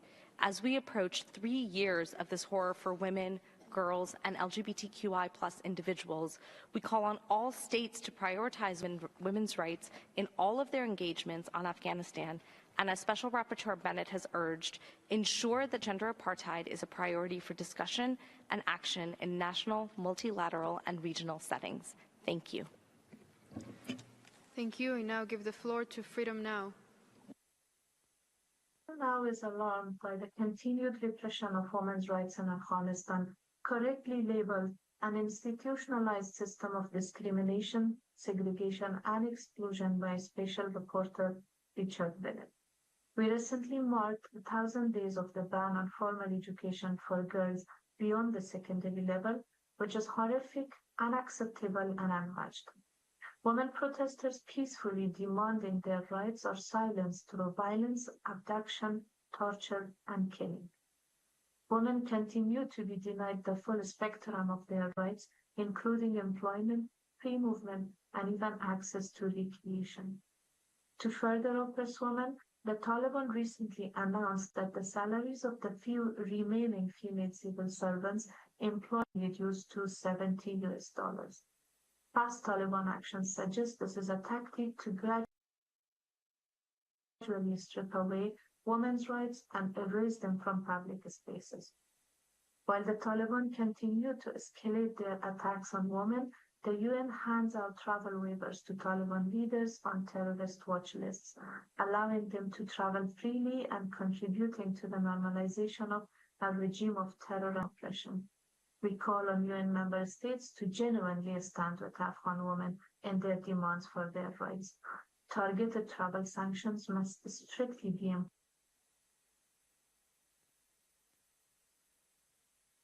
Thank you. I now give the floor to Madre Inc. Dear Vice President, UN Special Rapporteur, and delegates, good afternoon. Afghan LGBTIQ organization ALO welcomes the UN Special Rapporteur's focus on Taliban's crime of gender persecution against LGBTIQ people in Afghanistan. However, we are concerned that LGBTIQ victims will be excluded from recognition as victims of gender apartheid if the definition the rapporteur included in his report is not adjusted. ALO's documentation points to the Taliban's widespread use of sexual violence, unjust detention, and torture to oppress LGBTIQ community. In the first 5 months of 2024, the Taliban proudly announced the lashing of at least 20 individuals for engaging in same-sex acts. Sophia, a 25-year-old transgender woman, was ambushed, abducted, and taken to a hidden location where 6 Taliban soldiers, including their commander, sexually assaulted her multiple times. Dear delegates, we recommend the following. 1. The international community must prioritize accountability instead of engagement with the Taliban. 2. Call for gender apartheid to be recognized as a crime against humanity with a definition that includes LGBTIQ victims by using based on gender instead of outdated gender groups language. And 3. Support Afghan LGBTIQ organizations' effort to document the crime against humanity of gender persecution and ensure their meaningful participation in decision-making, peace-building, and peacemaking efforts. Thank you so much for your attention. Thank you. I now give the floor to Interfaith International. Mr. President, as a former female diplomat from Afghanistan, I have 3 short yet very clear messages to the Council today. The first message is for my former colleagues, all diplomats, especially female diplomats, sitting in this very prestigious hall. I ask them, can you accept what's happening to the women and girls in Afghanistan in your own countries? Would you let anyone to stop your daughters from going to school? If the answer is no, then I ask you to stand on the right side of the history and support the women of Afghanistan. For those diplomats who lobby for Taliban, for more engagement with them, stop supporting Taliban. Taliban are terrorists and they do not deserve recognition. Do not normalize Taliban's brutality in Afghanistan. And the third message is, recognize the gender apartheid in Afghanistan so we can make Taliban accountable for their brutal restrictions toward the women in Afghanistan. Taliban are criminals and they must face justice. Gender apartheid in Afghanistan. Thank you, Mr. President. I now give the floor to Afghanistan Democracy and Development Organization. The report exposes the Taliban's systematic discrimination and grave disregard for human dignity. Women and girls are denied basic rights, facing arbitrary detention, lack of education and health care, and widespread violence. The Taliban's actions constitute crimes against humanity, reversing progress and worsening the feminization of poverty. EDDU, OMCT, and HRD Plus call on the international community to reject any normalization or legitimization of the Taliban until substantial, verifiable improvement in human rights are achieved, including imposing sanctions such as travel bans and asset freezes on those in power. Prioritize the protection and support of Afghan women, human rights defenders, and activists who courageously oppose oppression. Mobilize diplomatic and legal efforts to hold perpetrators accountable under international law and advocate for recognizing gender apartheid as a crime against humanity. It's worth mentioning humanity. We urge the global community not to grant impunity on human rights violators. In the upcoming Doha conference, the voice of Afghan women and girls must not be silenced or compromised. Their rights are inviolable. It's our collective responsibility to ensure their voices are heard, their rights are protected, and their empowerment secured. I thank you. Thank you. I now give the floor to International Service for Human Rights. Thank you, Madam Vice President. A young woman confided, 2 years ago I graduated from Kabul University, but now the university door is closed to all female students. Afghan women have no rights today. They are all walking dead. These words of despair were uttered more than 25 years ago. Today, a new generation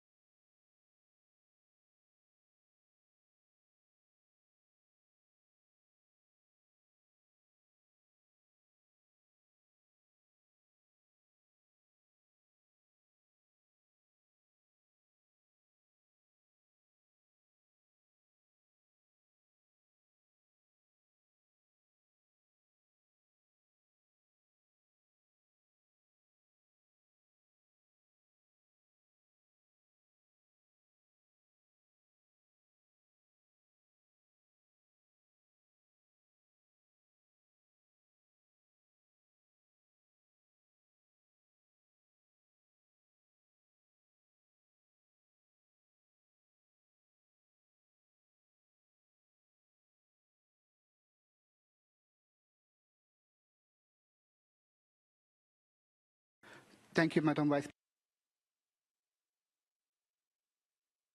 Engage with Afghan civil society.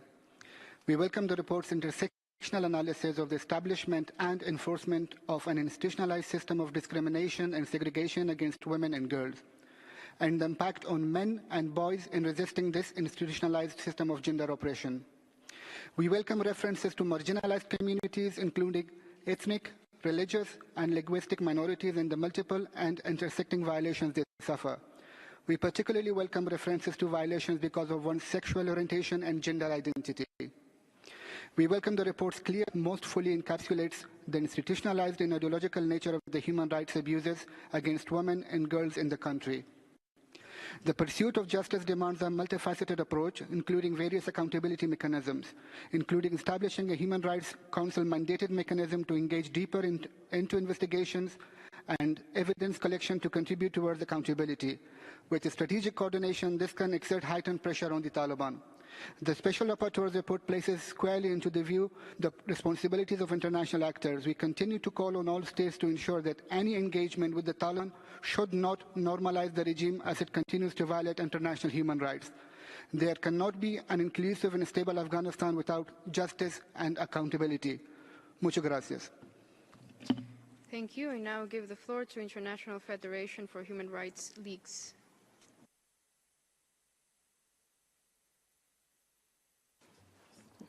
FIDH and Armin Shah Open Asia welcome the Special Rapporteur's report on the institutionalized system of discrimination faced by women and girls in Afghanistan, which echoes our grave concerns over the nature and prevalence of the violations that are systematically committed in the country.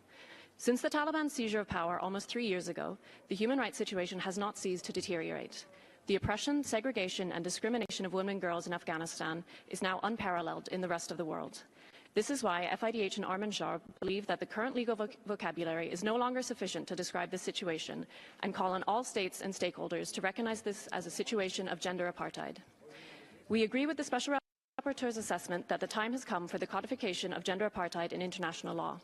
We recall that the ongoing negotiations for a treaty on crimes against humanity provide an opportunity to do that. It would send a strong message to all, including the Taliban, that the oppression of women and girls will not be tolerated. Thank you. Thank you. Excelencias, distinguidos y distinguidas colegas. Excellencies, distinguished colleagues, this was the last speaker that we could accommodate for this dialogue.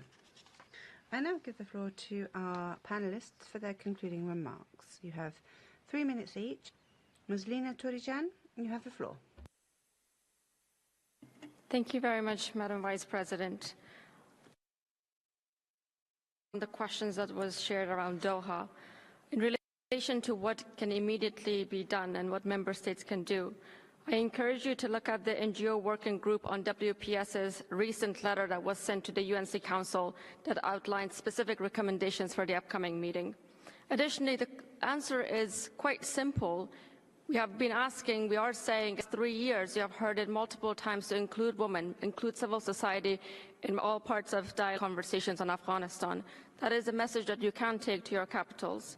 In relation to human rights and women's rights being on the agenda, that is another thing that you can advocate for the upcoming meeting. In relation to specifically human rights, I would also encourage that the Special Rapporteur be invited to the Doha meeting to be able to share his findings from his report.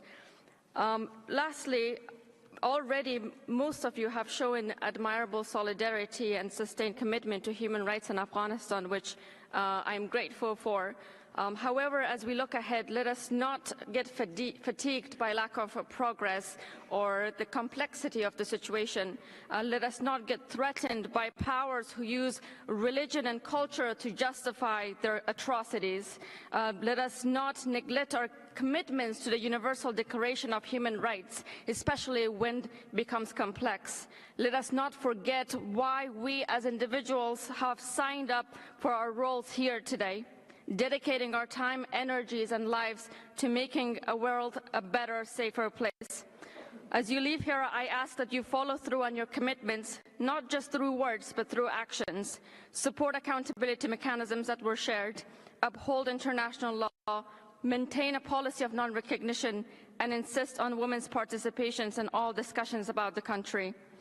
I can attest that you each envision a better world of flourishing for your children. So let us not betray this future for Afghan children and lose sight of the fact that they too deserve this future. Thank you, Madam Vice President. Muchas gracias, señora. Thank you very much. Palwak, you have the floor, madam. Thank you very much. I just would like to make a remark about the political, economic reality of Afghanistan. Which is one thing, I and millions of other women or somebody in the country who, and millions of other girls who want somebody in the country who wants education, employment in different sectors are also the political, social, economic, and historical reality of Afghanistan. However, excuses, whoever is making, you cannot ignore us. That is one thing. And second, as you have all, thank you all for showing the solidarity that you did. And there can be short-term and long-term solutions for Afghanistan. In the short term, when I was speaking with girls in Afghanistan, all of them, especially young girls who are deprived of school, were demanding that their time shouldn't be wasted because this is irreversible damage. So if you can invest and fund mechanisms and ways, some creative ways that they can still learn, have access to education, whether it's online or through clandestine schooling. And second, alongside Afghans, the United Nations and maybe some of the member states can lead an international alliance seeking especially the rights of women for education. We have started that in Afghanistan, and we would like to call on world to join us in that. And the second one is the employment. As you know, the women unemployment, restriction on education and other aspects is directly related to poverty. There are still some small windows available for women's business engagement. I hope that you will look into that and also pressure the Taliban to allow women to work in the humanitarian aid distribution sector so that women can receive humanitarian aid properly. And of course, the last one is to codify gender apartheid to strengthen women to have access to justice under international law. Thank you all. Muchas gracias, señora Shafika. Thank you very much indeed, Ms. Shafika. And I give the floor to Ms. Benafsha Yakubi. Thank you. Thanks, Ms. And thank you, Excellencies. Yes, today we spoke about Afghanistan. We discussed regarding Afghanistan. We heard and we said regarding gender apartheid and gender persecution, which is ongoing in our country. And now it's clear for you, we all Afghanistan women of Afghanistan, we suspect, we fallen, and we raised again. Now we are standing strong by our strong own will and support of those people who are believed to human rights value. I want you to think for a second, think for a moment, and I want you to please, before you leave this country, this room, before you leave this room, you think, what is our takeaway from this session? I heard from different delegations, from different countries, from Russia to US, from Ukraine to India to Pakistan, from all of you, that you are in solidarity with us. So now I want you to think, what is your takeaway? What is our takeaway? What can we do, not just in word, but in deed, for people inside the country, for women in Afghanistan, for marginalized groups in our country, for people with disability in our country?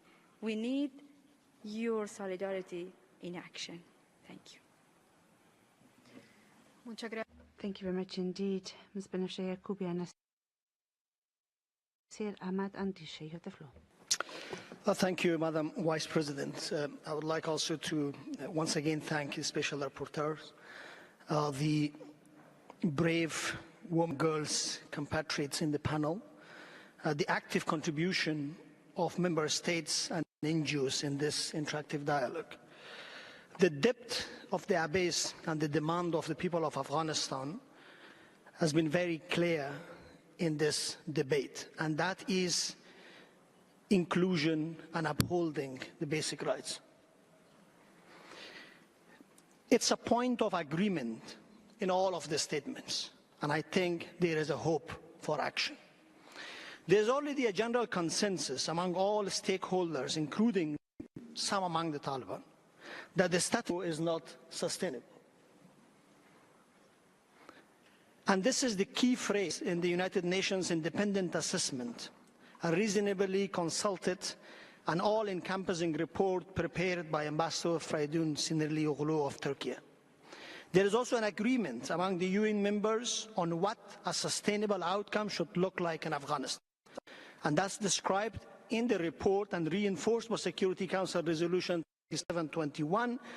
The end goal in Afghanistan is an Afghanistan at peace with itself and with its neighbors, fully reintegrated into the international community and meeting its international obligations, and recognizes the need to ensure a full, equal, meaningful and the safe participation of all people of Afghanistan, including its women, throughout the processes. With this consensus on the status quo's unsustainability and the end goal's desirability, we expect that the differences and the expected differences among the major regional and international players in designing the roadmap and crafting an action plan are amenable.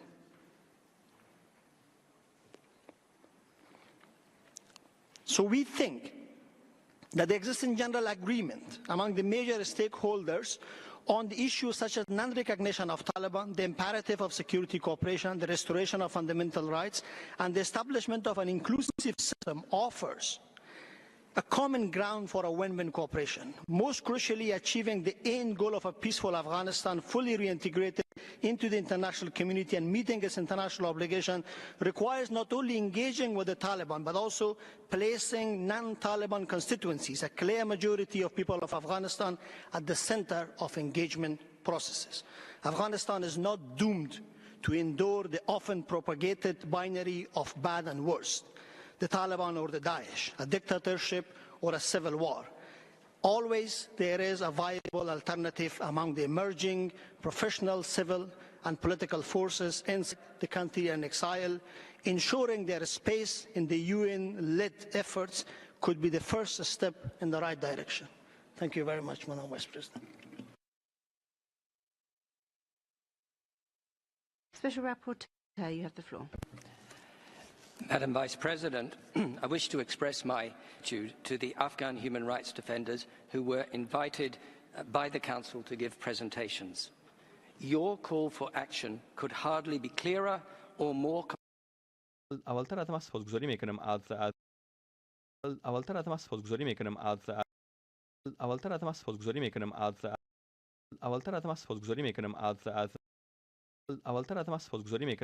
از مدافعین حقوق بشر که در اینجا دعوت شده بودن شما برای عمل خیلی تشویق کننده بوده. میتواند در این راستا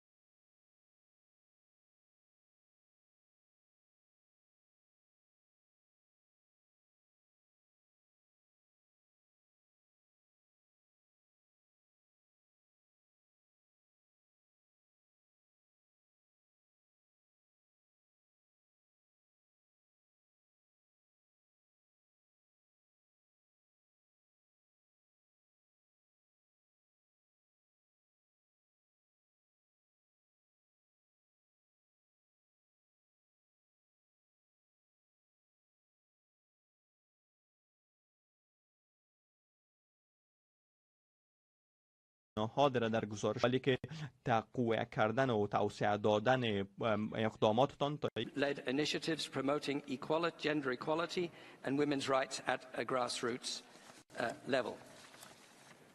Several members, including the Nordic Baltic states, CANS, the EU, Malta, Luxembourg, Turkey,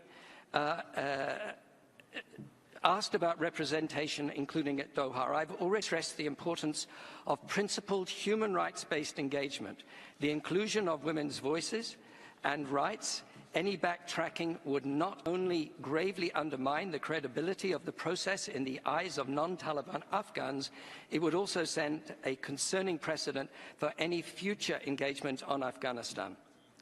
I would also add that while an international process is important, the success of the next Doha meeting should not be measured solely by whether or not the Taliban come to the table, especially if the cost is the rights and representation of Afghan women and girls. There was a point made about the definition of gender apartheid and many other comments on gender apartheid. I'll only repeat what I said earlier, that it should be approached as a crime against humanity and a human rights violation and defined in a gender-inclusive way. With regard to my work, I regularly attempt to raise human rights concerns with the Taliban and shared a draft of my report ahead of publication. I regret that instead of engaging with the findings, the Taliban instead dismissed them as false. I reiterate my call to the international community to avoid normalization or legitimization of the de facto authorities until and unless there are demonstrated, measurable and independently verified improvements, including human rights benchmarks, particularly for women and girls. I want to conclude by expressing my sincere gratitude and appreciation to the people of Afghanistan who continue to show enormous courage and perseverance in standing up for their fundamental human rights.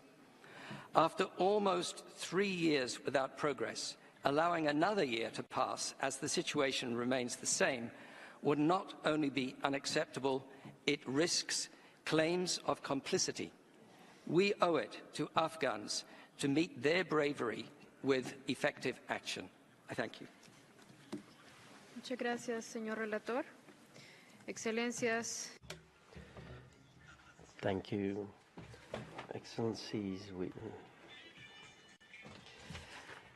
This brings us to the end of this enhanced interactive dialogue. I wish to thank the Deputy High Commissioner and all presenters for their participation. We'll now take a short break before holding the interactive dialogue on the oral update of the fact-finding mission for the Sudan.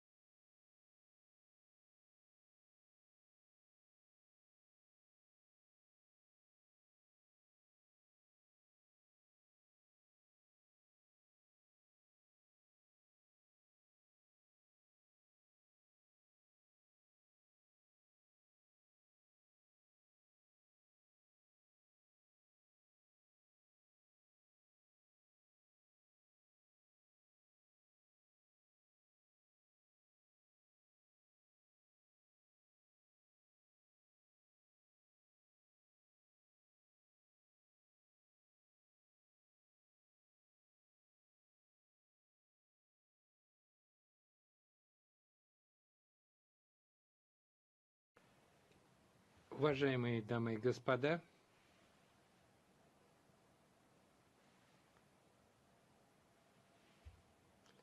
я прошу всех занимать места, чтобы мы могли начать нашу работу.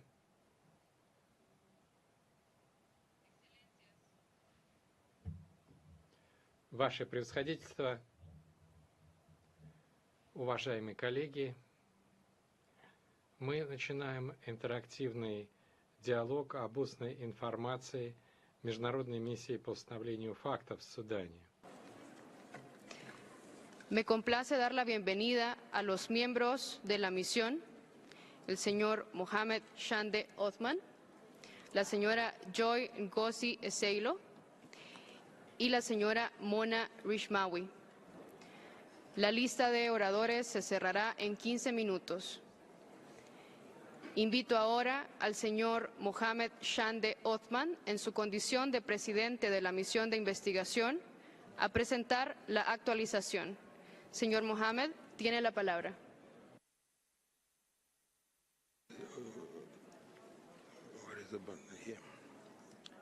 Madam President, Excellencies, distinguished delegates, I'm honored to present an update on the progress made by the Independent International Fact-Finding Mission for the Sudan, which I refer to as FFM Sudan, in accordance with the Human Rights Council's Resolution 54/2.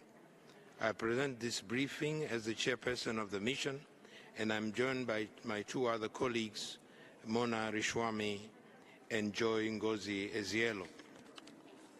Sudan has been engulfed in a devastating conflict for over a year now, characterized largely by its urban, widespread nature and its civilian population placed at the center of extreme violence. Blatant disregard for fundamental human rights and international humanitarian law has led to killings, looting, mass displacement, rape and other forms of sexual violence, and resulted in a grave humanitarian crisis with around 18 million people acutely food insecure and 5 million facing starvation, according to the World Food Programme. My colleagues and I are deeply aware of the urgency of the situation. Since our appointment in December 2023, we have been doing our utmost to fulfill the mandate of this Council as bestowed upon us. The liquidity crisis faced by the United Nations Secretariat and the hiring freeze, unfortunately, led to several months of delay in establishing an effective Secretariat.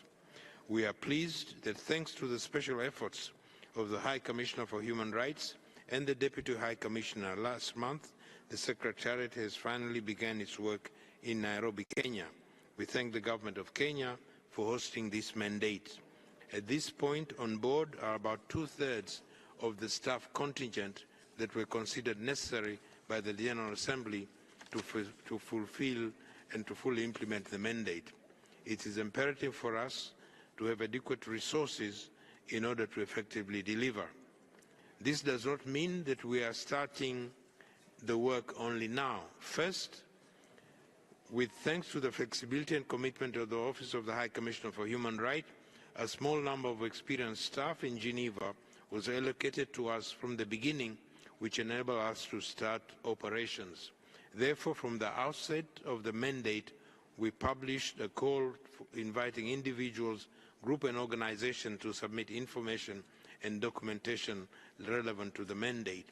Second, we have initiated contacts with the government of Sudan and with governments of neighboring states, Chad, Egypt, Eritrea, Ethiopia, South Sudan, Central African Republic, as well as Kenya and Uganda, requesting their cooperation and access to their territories in order to gather first-hand information from victims of the conflict, including those who have fled Sudan since the outbreak of the violence.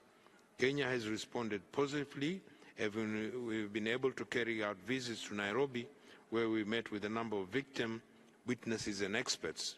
We are pleased to have received confirmation from the government of Chad that they are also willing to receive us soon for a visit. As this Council's mechanism, we are particularly keen to visit Sudan and interact with the government to hear also their perspectives. We also note that the Rapid Support Forces has expressed through the President of the Council their willingness to cooperate with this mandate. Thirdly, we have engaged with organizations and entities involved in the situation in Sudan, including the High Commissioner, his office, his designated expert on the situation of human rights in Sudan, the personal envoy of the UN Secretary General in Sudan, and other UN senior officials. We also have had a constructive dialogue with the Sudan country rapporteur of the African Commission on Human and People's Rights, and have reached out to the African Union, the League of Arab States, the Intergovernmental Authority on Development, with a request for dialogue and cooperation. The main purpose being to coordinate our efforts and to assure complementarity. Fourthly, even without physical access to Sudan, the fact-finding mission has been able to conduct about 80 direct interviews so far, including with victims and eyewitnesses. We also held meetings and consultations with a considerable number of stakeholders, including civil society representatives, human rights defenders, journalists, academics, and specialized experts on child rights and sexual and gender-based violence. We thank all these individuals and organizations for their constructive cooperation and submission of relevant information. We are particularly grateful to the many Sudanese victims, witnesses, and human rights defenders who have courageously shared their experiences and insight, sometimes at great significant risk for their safety and security. We would like to remind the warring parties that any act of intimidation or reprisal for cooperation with the United Nations is prohibited and will be duly recorded in accordance with our mandate. Excellencies, the information that we have gathered so far indicates that the deadly conflict that began in Sudan on 5th of April 2023, mainly between the Sudan Armed Forces and RSF, is continuing unabated on a massive scale. It now involves multiple actors within and outside Sudan and has spread from Khartoum and Darfur to most of the countries. We are deeply concerned that the fighting persists with tragic consequences and enormous suffering of the civilian population. We have received credible accounts of indiscriminate attacks against civilians and civilian objects, including through airstrikes and shelling in heavily populated residential areas, as well as ground attacks against civilians in their homes and villages. In the capital Khartoum and its close vicinity, Omdurman and Bahari, at the outbreak of the conflict, the intense clashes, airstrikes, and heavy artillery shelling, including residential areas and attacks on schools, hospitals, and medical facilities, resulted in killings and injuries of civilians, including women and children, and forced many to leave their homes and property to seek refuge in other locations. Reports of looting and sexual violence have added to this exodus. We are particularly concerned about the situation in Darfur, especially the siege of Al-Fasher, North Darfur by RSF. Al-Fasher, as you know, is the capital of Darfur with about 1.5 million inhabitants. It hosts approximately 800,000 internally displaced persons. Already heavy fighting between the warring factions in different parts of the city has led to significant civilian casualties, damaged homes, and caused mass displacement. The attack on one of the main and last functioning hospitals in the city on 8th of June led to its closure, leaving the civilian population without access to life-saving medical care. We call on all parties to abide by Security Resolution 2736 of 2024, which demands that the RSF halt the siege of Al-Fasher and calls for an immediate halting to the fighting. The Security Council resolution also calls for the protection of all civilians and for warring parties to allow and facilitate rapid, safe, unhindered, and sustained passage of humanitarian relief for civilians in need, including by removing bureaucratic and other impediments. We call on all parties to heed the Security Council's call on the parties to reopen the Adre border crossing for the delivery of humanitarian assistance. We further call upon all states to abide by the Security Council arms embargo imposed on Darfur pursuant to Resolution 1556 of 2004. We also note the call of the prosecutor of the ICC for information regarding this unfolding situation and urge all parties to fully cooperate with his office. Previous attacks on other areas compound our concern.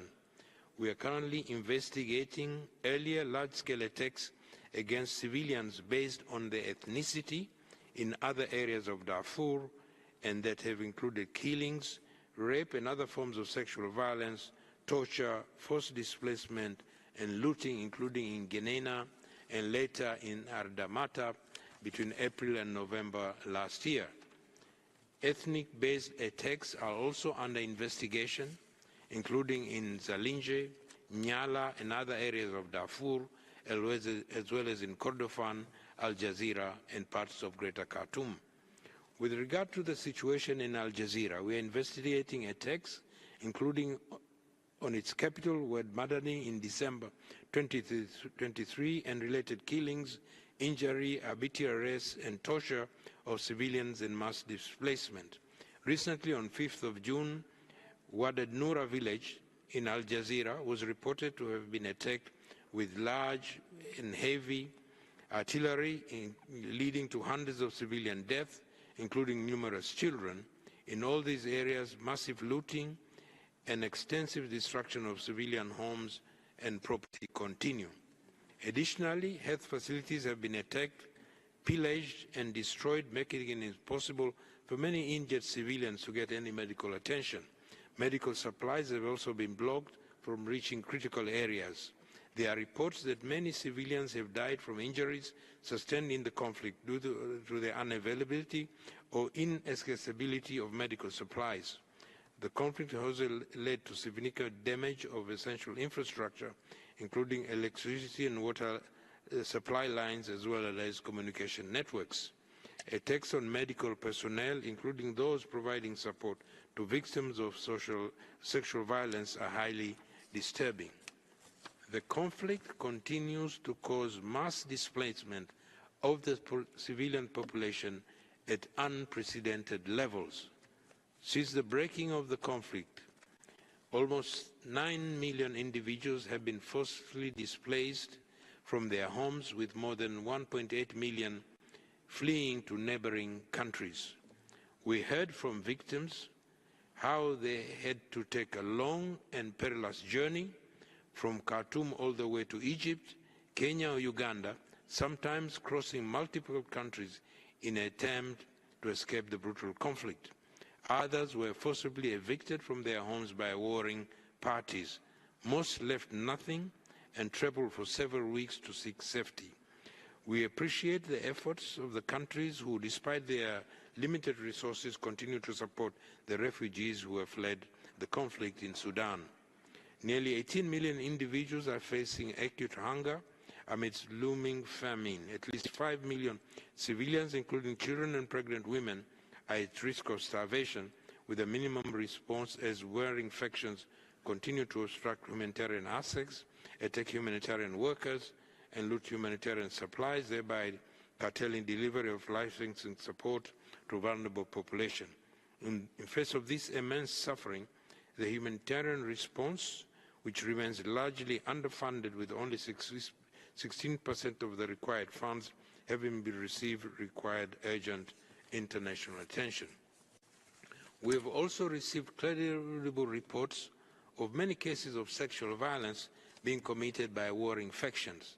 Parties across various parts of the country since the start of the conflict. Women and girls have been and continue to be subjected to rape and gang rape, abduction, and forced marriage. Victims and first-line responders told us of how women and girls not only endured violent rape, including gang rape and denial of medical support, but also how they were stigmatized and subsequently abandoned by their families. There are reports of sexual slavery and sexualized torture in detention facilities, including against men and boys, which we are investigating. The majority of survivors have not had access to adequate support due to lack of access to or unavailability of health facilities and the destruction of the health infrastructure. Medical personnel and members of civil society are prevented from or targeted for providing support to victims of social violence. Widespread recruitment and use of children at checkpoints to gather intelligence as well as to perpetrate indirect combat and commit violent crimes are also frequently reported, placing the lives and future of many children at risk. In his report of 3rd of June 2024 on children and armed conflict, the UN Secretary General ranks Sudan among the countries with the highest number of grave violations against children being reported, committed by several warring factions, including the Sudan Armed Forces and RSF. There are also credible reports of mass arbitrary arrests of civilians based on suspicion of supporting the other party to the conflict, expressing dissent, or supporting human rights and a return to democratic transition. From the outset of the conflict, the warring parties appear to have been targeting resistance committee members, medical emergency room volunteers, lawyers, journalists, civil society actors, and human rights activists, and subjecting them to threats, attacks, arbitrary arrests, torture, detention, and forced disappearance and killings. Excellencies, our mandate also requires us to examine, and this is unique, the root causes of all alleged violations and abuses of human rights in international humanitarian law and related crimes. We have so far identified a number of structural and systematic issues, as well as those related to policies and conduct. These include continued arming of civilians without meaningful control, the mobilization of militias and armed groups on an ethnic basis, and the shielding from accountability those persons and entities responsible for atrocious crimes. Some of these practices are being revived by the warring parties from past conflicts and are laying the ground for current and future cycles of serious violation. The national legal system appears unable to conduct prompt, independent and credible investigation or to prosecute persons in a manner consistent with international human rights norms and standards. It is therefore crucial to combat impunity. Your Excellencies, it is hard to see human rights and the humanitarian situation in Sudan improve without an immediate ceasefire. We note the Security Council's call on 8th of May by Resolution 2724 for the immediate cessation of hostilities in Sudan during the month of Ramadan without avail. Regrettably, the fighting never stopped and continues with full intensity until now, 3 months later. While appealing for the fighting to stop immediately, we need the commanders of warring parties to issue instruction to the forces of militia under their control to strictly abide by the international humanitarian law, by their international obligation, and also as iterated in the Jeddah Declaration. Civilians must be protected, and against exam, including killings, looting, sexual violations, and forced displacement, must be punished in conformity with international humanitarian and human rights law. We further call upon warring parties to refrain from attacking humanitarian workers, stop obstructing the delivery of aid, and allow unfettered humanitarian access to the millions of civilians in need in every part of Sudan. We also appeal to states with influence over any of the warring parties to urgently step up efforts to hold the fighting and bring the parties back to the negotiating table in order to prevent further violations and abuses. As this update demonstrates, the people of the Sudan are crying for help to restore their dignity and rights. They need the support and the attention of this Council. Thank you very much. Muchas gracias, señor Mohamed Chande, por la presentación de su actualización. Informo que la lista de oradores está cerrada. De acuerdo con nuestra práctica, comenzaremos escuchando a la delegación del país concernido. Tiene ahora la palabra Su Excelencia el señor Yasir Bashir el Bukhari Suleiman, fiscal general de Sudán. Dispone de 5 minutos. بسم الله الرحمن الرحيم. السيد الرئيس، السيد سامي، السادة رؤساء الوفود، بداية أود أن أتقدم بالتهنئة للسيد رئيس المجلس سعادة السفير عمر زنيبر لقيادته الحكيمة لأعمال المجلس، كما أتقدم بالشكر للسيد المفوض السامي فولكر تورك. أخاطبكم من موقعي كنائب عام لجمهورية السودان وهي سلطة مستقلة ورئيسا للجنة الوطنية للتحقيق في الانتهاكات التي جرت منذ 15 أبريل 2023، لكون مجلسكم الموقر هو جهاز دولي يعنى بتشجيع الآليات الوطنية المعنية بالعدالة والمساءلة ومنع الإفلات من العقاب. سيد الرئيس، شهد العالم الانتهاكات والجرائم والفظائع التي ارتكبتها قوات الدعم السريع المتمردة ضد المدنيين العزل من قتل وتشريد واعتداءات ممنهجة ترغى لمستوى الإبادة الجماعية ضد قبيلة المساليد في غرب دارفور، والتي راح ضحيتها أكثر من 5000 قتيل وأكثر من 8000 جريح، كما ارتكبت مجزرة بقرية والدنورة بولاية الجزيرة، ونشكر المفوض السامي على التنديد بها مؤخرا، والتي راح ضحيتها ما يزيد عن 227 قتيل وما يزيد عن 150 من الجرحى. كما جرت اعتداءات صارخة مؤخرا على قرية الشيخ السماني راح ضحيتها 21 قتيل و15 جريح.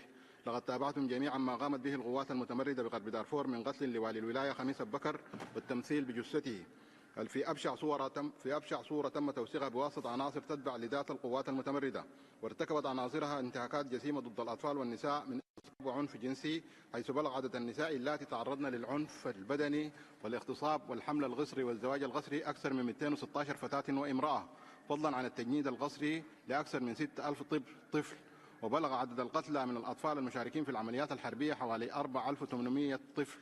والتزاما منها بالقانون الدولي الإنساني، قامت القوات المسلحة بتسليم الأطفال الذين تم القبض عليهم أثناء المعارك إلى اللجنة الدولية للصليب الأحمر. سيد الرئيس، منذ تمردها في أبريل 2023 ظلت قوات الدعم السريع المتمردة تهاجم وتحتل الأعيان المدنية ومنازل المواطنين، الأمر الذي أدى إلى تهجير غصبي لما يربو على 15 مليون مواطن داخل وخارج البلاد. كما اعتدت على دور العبادة، حيث تعرض أكثر من 1000 مسجد و51 كنيسة للتدنيس والتخريب، و5 من المواقع الثقافية والتراثية والمتاحف ودار الوثائق للنهب والحرق والتخريب. كما خرجت أكثر من 120 مستشفى من الخدمة بسبب استخدامها كثقنات عسكرية بواسطة القوات المتمردة، إلى جانب نهبها لمستودعات الدواء المركزية. سيد الرئيس، في محاولتها لبث الفوضى قامت القوات المتمردة باقتحام 31 سجنا وإطلاق سراح نزلاء السجون في عدد من الولايات بلغ عددهم 19481 نزيل، وقامت بالتعدي على 7 مطارات مدنية ومحطات المياه والكهرباء، ومغار أكثر من 18 من السفارات والبعثات الدبلوماسية، ومغار المنظمات الدولية في تجاوز صارخ للقوانين الدولية، فضلا عن تعديها على مغار أجهزة إنفاذ القانون والمحاكم بالنهب والتدمير والحرق وإتلاف الوثائق وقتل الخيول والكلاب البوليسية. السيد الرئيس، مواصلة لنهجها في الانتهاكات وسياسة التجويع الممنهج، أعاقت القوات المتمردة وصول المساعدات الإنسانية، ونهبت وحرقت مخزون وموارد العمل الإنساني، كما استهدفت العاملين في مجال العون الإنساني وتعدد على المحاصيل الزراعية والماشية بولاية الجزيرة. سيد الرئيس، لقد ارتكبت القوات المتمردة كل تلك الجرائم بالاستعانة بمرتزقة أجانب من 11 دولة في مخالفة للمواثيق الدولية والإقليمية. راعت اللجنة الوطنية في تحقيقاتها مبادئ المحاكمة العادلة، وكفلت المحاكم حقوق المتهمين، ووفرت لهم حق الاستعانة بمحام وتوفير العون القانوني من وزارة العدل لمن لم يتمكن من إحضار مترافع. وبلغ عدد الدعاوى الجنائية التي تم تقييدها 12470 دعوة، وقد تم إصدار عدد 346 أمر قبض في مواجهة قادة ومنسوبي القوات المتمردة، وتم إعلام بعضهم بالنشر. كما تم تصنيف القوات المتمردة جماعة إرهابية بموجب القانون وقرارات مجلس الأمن ذات الصلة. ونشير إلى إحالة حوالي 65 دعوة جنائية اكتملت فيها التحريات ليتم الفصل فيها بواسطة القضاء الوطني الذي أصدر أحكاما في بعضها بالإدانة وأخرى بالبراءة. سيد الرئيس، ختاما أود أن أؤكد لكم قدرة ونزاهة أجهزة العدالة الوطنية في السودان ورغبتها الأكيدة في تنفيذ مبدأ سيادة حكم القانون وصولا إلى تحقيق العدالة وإنصاف الضحايا وتحقيق مبدأ عدم الإفلات من العقاب. ونؤكد أن النيابة العامة كسلطة مستقلة لديها الاختصاص بموجب قانونها لتلقي الدعاوى والشكاوى من أي شخص والتحقيق في كافة الانتهاكات وإحالتها إلى المحاكم الوطنية. ونعبر عن استعدادنا للتعاون وتلقي الدعم الفني لتمكين لجنتنا الوطنية من القيام بدورها، ونطلب من المجتمع الدولي ما يلي: تقديم المساعدة الفنية التي يطلبها السودان في مجالات التحريات والتحقيقات الجنائية وإنفاذ القانون في إطار التزام تلك الدول بمكافحة الجريمة المنظمة العابرة للحدود الوطنية. مناشدة الدول الجوار لتسهيل مهمة اللجنة للسماح بالوصول إلى الضحايا والشهود والمنهوبات. المساعدة في إنشاء صندوق دولي لجبر الضرر والتعويضات. تقديم الدعم الفني واللوجستي بما في ذلك الدعم الاستشاري. إعمال مبدأ التكاملية بحيث يكون الجهد الوطني هو الأساس شكرا سيد الرئيس. السلام عليكم ورحمة الله.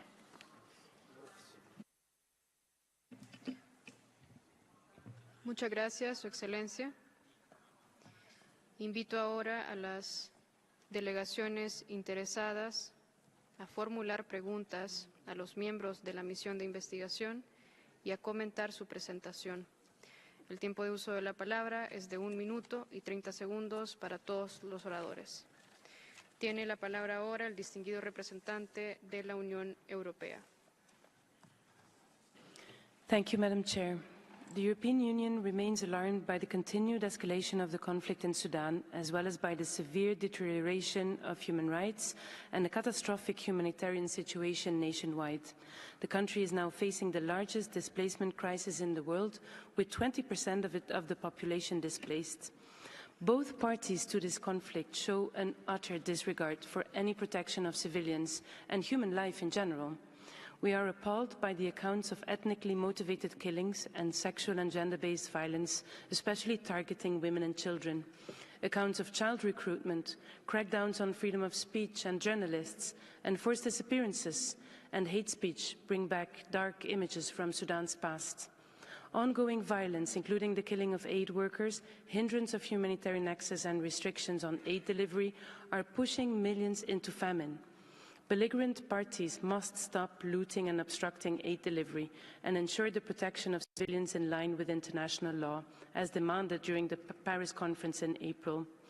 The EU recalls its strong appeal for an immediate and durable ceasefire.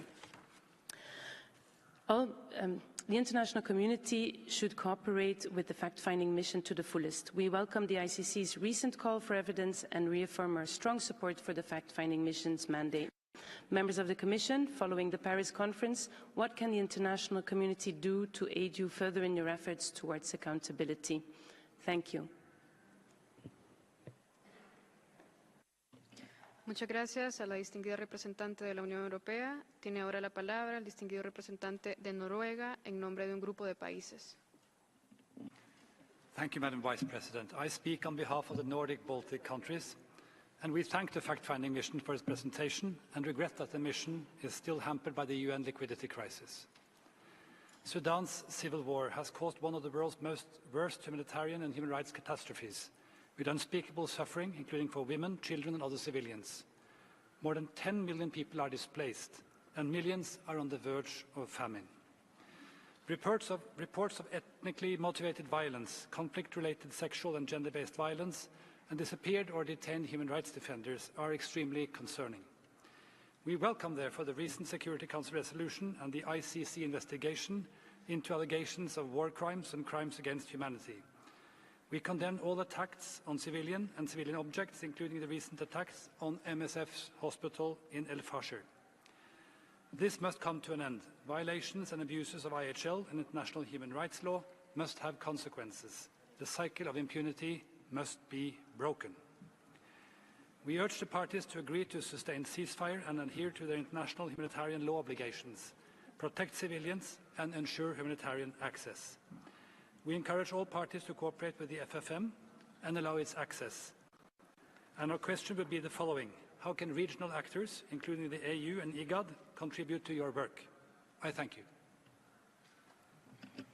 Muchas gracias. Tiene ahora la palabra el distinguido representante de Pakistán en nombre de la Organización para la Cooperación Islámica.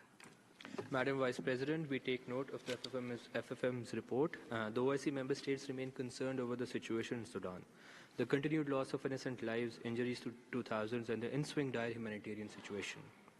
We reaffirm our solidarity and stand by the people of Sudan during these challenging times, and we reiterate our support for the sovereignty and territorial integrity of Sudan.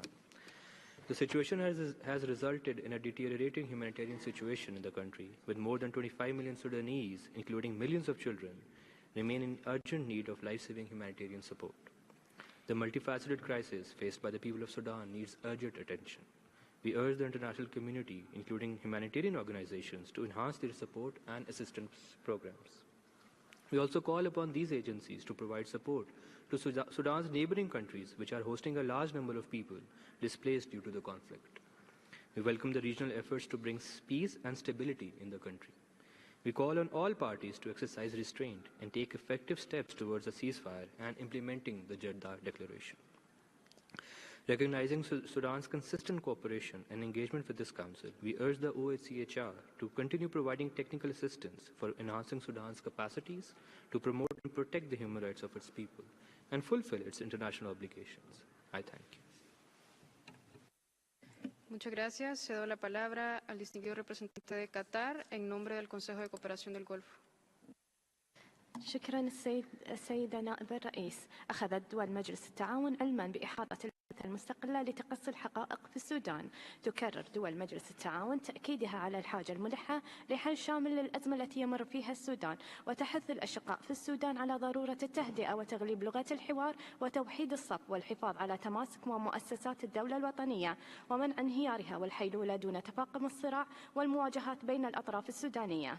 وتدعو دول مجلس التعاون طرفي الصراع في السودان للالتزام بإنهاء الصراع في ضوء ما تم الاتفاق عليه في إعلان جدة الموقع في 11 مايو 2023 بشأن الالتزام بحماية المدنيين، والإعلان الصادر في 20 مايو 2023 بشأن الاتفاق على وقف إطلاق النار قصير الأمد والترتيبات الإنسانية في إطار القانون الدولي الإنساني وقانون حقوق الإنسان. كما تؤكد على قرار مجلس الأمن رقم 2724 الصادر بتاريخ 8 مارس 2024 الذي دعا جميع الأطراف إلى ضمان إزالة أي عراقيل وتمكين وصول المساعدات الإنسانية بشكل كامل وسريع وآمن ودون عوائق. في الختام، تحث دول مجلس التعاون الحكومة السودانية وقوات الدعم السريع على الانخراط الجاد والفعال في مبادرات تسوية الأزمة ومنها منبر جدة ودول الجوار وغيرها، وتعيد التأكيد على التزامها بالوقوف إلى جانب الشعب السوداني ومواصلاتها تقديم المساعدات الإنسانية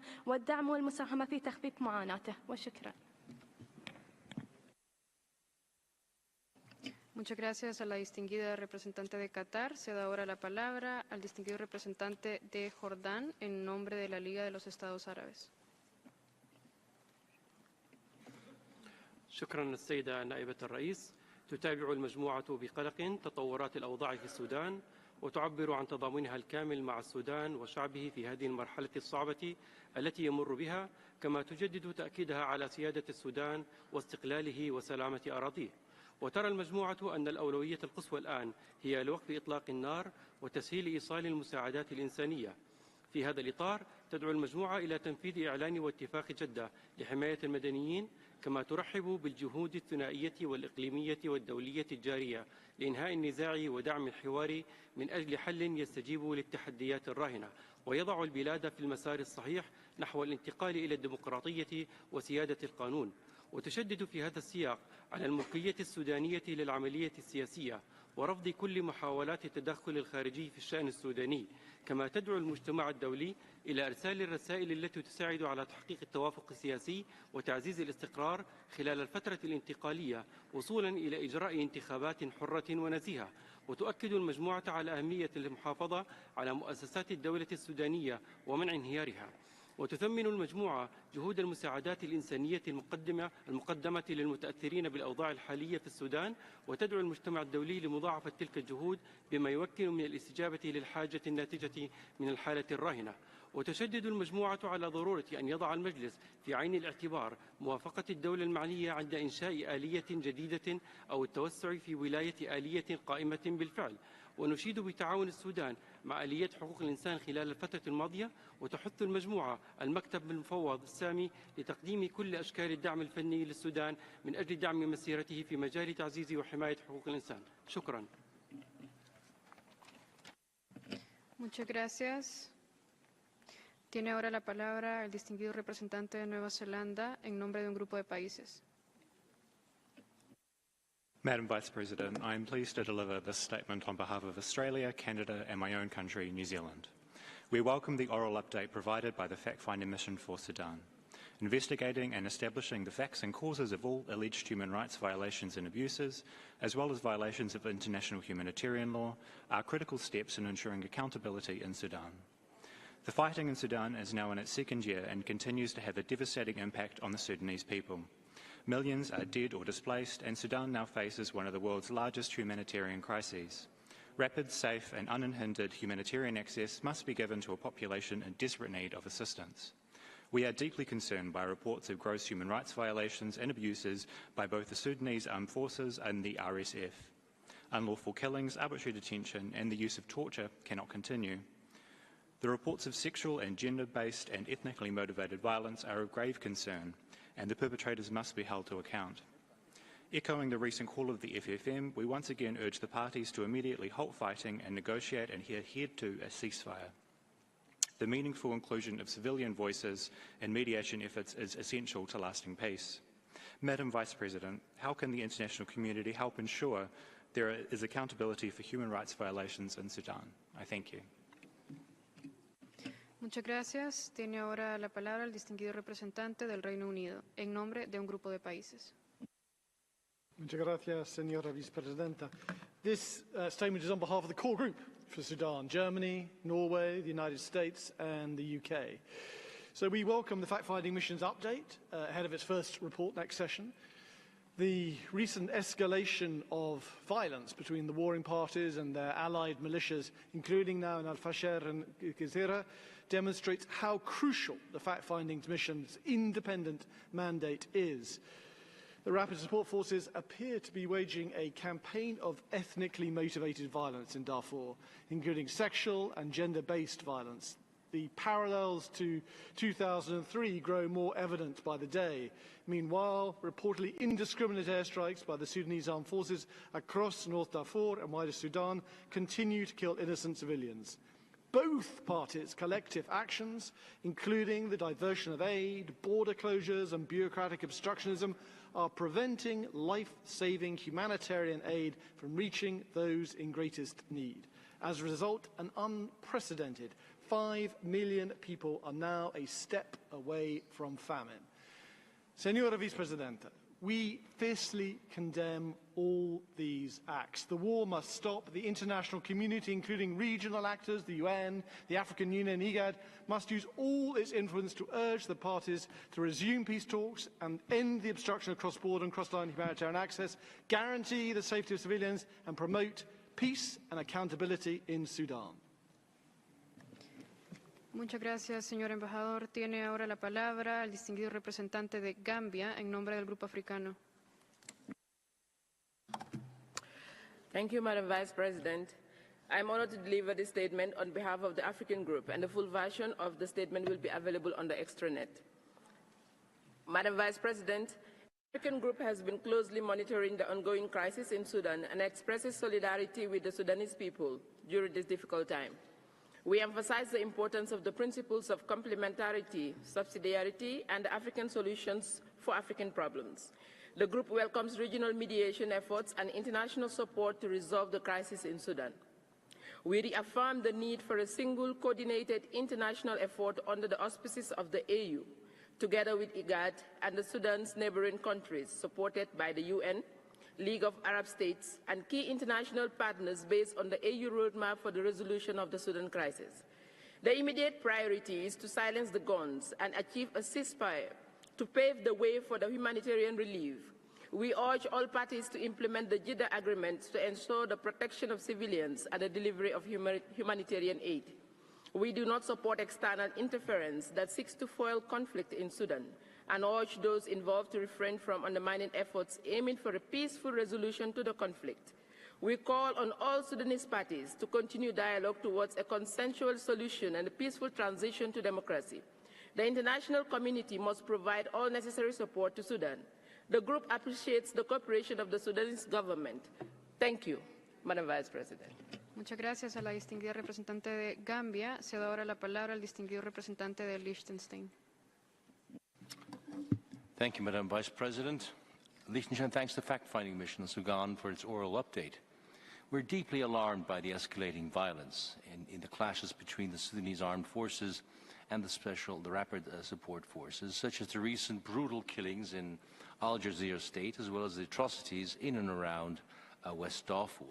We strongly condemn the continued and widespread disregard of international human rights law and international humanitarian law, including disturbing reports of widespread sexual violence, which resulted in the displacement of millions and left even more in urgent need of humanitarian assistance. Liechtenstein calls for the immediate cessation of hostilities as well as full humanitarian access and underscores the importance of ensuring accountability. We support the crucial task, the fact-finding mission in documenting and investigating serious human rights violations and grave violations of international humanitarian law. Mrs. Vice President, given the tragic high number of civilian casualties in the conflict in Sudan, we would want to ask the experts to which extent the fact-finding mission conducts casualty recording in order to verify the numbers and circumstances of civilian deaths. I thank you.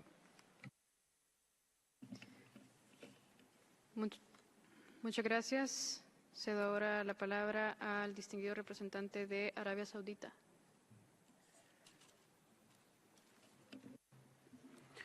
شكرا سيدة نائب الرئيس. تجدد بلادي التأكيد على موقفها الثابت والداعم للسودان وشعبه الشقيق لتجاوز هذه الأزمة الغير مسبوقة. السيدة نائب الرئيس، تعبر بلادي عن قلقها حيال استمرار العمليات العسكرية في السودان والمعاناة الإنسانية الناجمة عنها، وتجدد الدعوة إلى ضرورة العودة للحوار تمهيدا للتوصل إلى حل سياسي يجنب الأشقاء وإلات الحروب.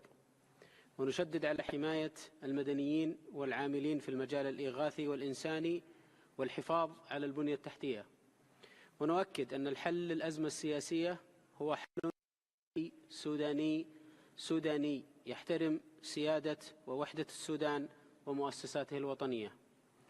السيدة نائب الرئيس، قد استضافت بلادي محادثات جدة بين طرفي الأزمة في السودان من أجل تثبيت الهدنة والتوصل إلى اتفاق نهائي لوقف إطلاق النار وإنهاء الأزمة، بما يحفظ للسودان الشقيق سيادته ووحدته ويمكنه من استعادة أمنه واستقراره ومسيرته إلى مستقبل أفضل بإذن الله. وشكرا سيدة نائب الرئيس. Muchas gracias. Tiene ahora la palabra el distinguido representante de Egipto. شكرا السيدة نائب الرئيس. تتابع مصر عن كثب تطورات الوضع في السودان وتعرب عن تضامنها الكامل مع الشعب السوداني الشقيق، وتحرص مصر على استقرار الأوضاع الأمنية والسياسية وسرعة تلبية الاحتياجات الإنسانية في السودان، وتؤكد ضرورة الوقف الفوري والمستدام لإطلاق النار ووقف التدخلات الخارجية في الأزمة السودانية لعدم إطالة أمدها حفاظا على مقدرات الشعب السوداني ومؤسسات الدولة السودانية. وتستمر مصر في بذل مساعيها للتوصل إلى تسوية سلمية للأزمة الراهنة في السودان ومعالجة تداعياتها الإنسانية. فستستضيف مصر في نهاية الشهر الجاري مؤتمرا للقوى السياسية المدنية السودانية بهدف التوصل إلى توافق حول سبل بناء السلام الشامل والدائم في السودان عبر حوار وطني يتأسس على رؤية سودانية خالصة، وذلك انطلاقا من إيمان مصر بأن أي عملية سياسية مستقبلية يجب أن تشمل كافة الأطراف الوطنية الفاعلة على الساحة السودانية، وفي إطار احترام مبادئ سيادة السودان ووحدة وسلامة أراضيه وعدم التدخل في شؤونه الداخلية والحفاظ على الدولة ومؤسساتها. كما تواصل مصر جهودها الرامية لتفعيل خطة عمل دول جوار السودان لإنهاء الأزمة في السودان بهدف تنسيق الجهود لوقف القتال والتوصل إلى حل شامل للأزمة ومعالجة تداعياتها الإنسانية. واتصالا بما سبق، يؤكد وفد مصر موقفه الرافض لإنشاء آليات جديدة تابعة لمجلس حقوق الإنسان أو التوسع في ولاية الآليات القائمة بالفعل دون موافقة الدولة المعنية، لا سيما إذا ما كان لتلك الدولة تاريخ طويل من التعاون مع المجلس. شكرا السيدة نائب الرئيس. Muchas gracias. Tiene ahora la palabra el distinguido representante de Emiratos Árabes Unidos. السيدة نائب الرئيس، تواصل دولة الإمارات تعبير عن قلقها البالغ إزاء العواقب الإنسانية للصراع المتفاقم على الشعب السوداني الشقيق، ونؤكد على موقف دولة الإمارات الثابت والراسخ المتمثل في دعم الحلول السياسية والحد من التصعيدات والوقف الفوري والدائم لإطلاق النار. إن دولة الإمارات ستبقى داعمة للسودان وشعبه انطلاقا من الأخوة الراسخة، وتواصل مسؤوليتها الإنسانية للتخفيف من معاناة الشعب السوداني الشقيق. ومن هذا المنطلق أعلنا بالأمس عن تخصيص دولة الإمارات باعتبارها أحد المساهمين الرئيسيين في المساعدات الإنسانية للسودان وإفريقيا 70 بالمئة من تعهدها الذي أعلنت عنه في اجتماعات المؤتمر الدولي الإنساني بشأن السودان والبالغ $1,000,000 أمريكي إلى وكالات الأمم المتحدة ومنظماتها الإنسانية والإغاثية دعما للجهود الإنسانية في السودان. وفي الختام ندعو المجتمع الدولي إلى تكثيف الجهود الدبلوماسية لإنهاء الصراع واستئناف عملية الانتقال السياسي في السودان وضمان تشكيل حكومة مدنية للاستجابة لتطلعات الشعب السوداني إلى الأمن والسلام والاستقرار والازدهار. شكرا السيدة نائب الرئيس. Muchas gracias. Tiene ahora la palabra el distinguido representante de Irlanda. Thank you. Ireland aligns with the EU statement and thanks the FFM for its update. It is clear that perpetration of horrific human rights violations and abuses and violations of international humanitarian law continues to be widespread in Sudan.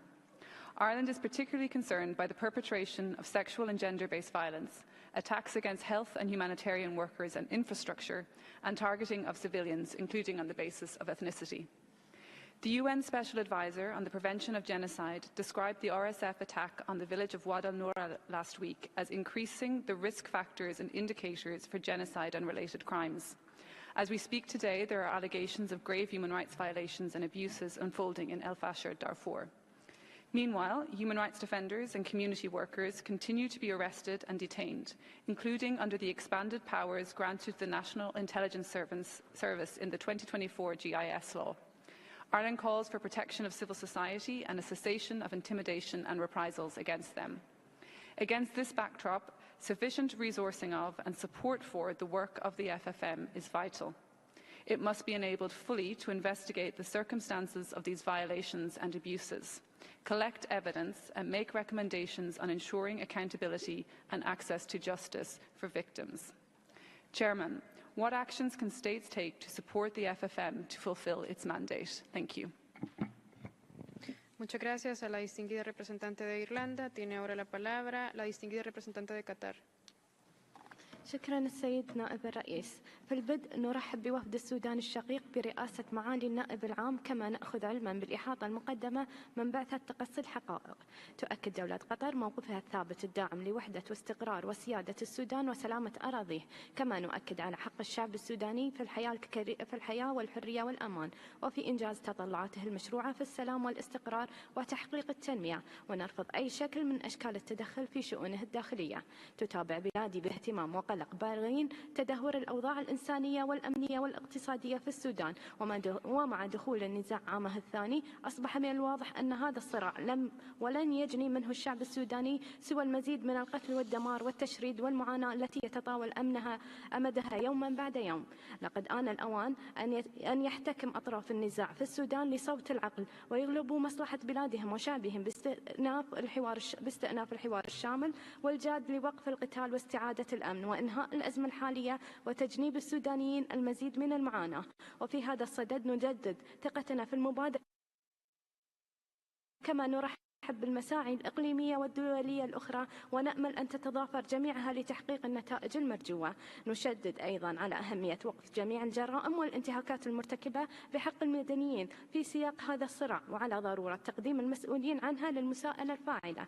وفي الختام نؤكد على مواصلة دولة قطر جهودها لتقديم المساعدات الإنسانية للشعب السوداني والتي لم تنقطع منذ بداية الأزمة، ونجدد دعوتنا للمجتمع الدولي لتكثيف دعمه الإنساني للسودان، كما ندعو أطراف النزاع إلى تيسير وصول المساعدات الإنسانية إلى مستحقيها دون قيود. وشكرا. Muchas gracias. Tiene la palabra el distinguido.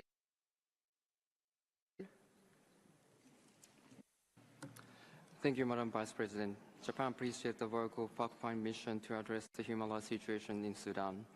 The FFM work is vital to ensuring impartial accountability in accordance with the rule of law. The ongoing armed conflict continues to have a dire impact on civilians in Sudan, especially women and girls. Japan is concerned by the report of the atrocity being committed by the party to the conflict, including conflict-related sexual violence. We call all parties to grant immediate access to humanitarian hostility and facilitate an orderly transition to civil law. In doing so, it is essential to ensure the meaningful participation of women in the political decision-making. This will contribute to creating lasting peace and security in line with WPS agenda, which will in turn help to strengthen protection of human rights of all Sudanese. IGAD, especially to promote the participation of approximately 180 women in the Sudanese civilian actor held in Addis Ababa in May.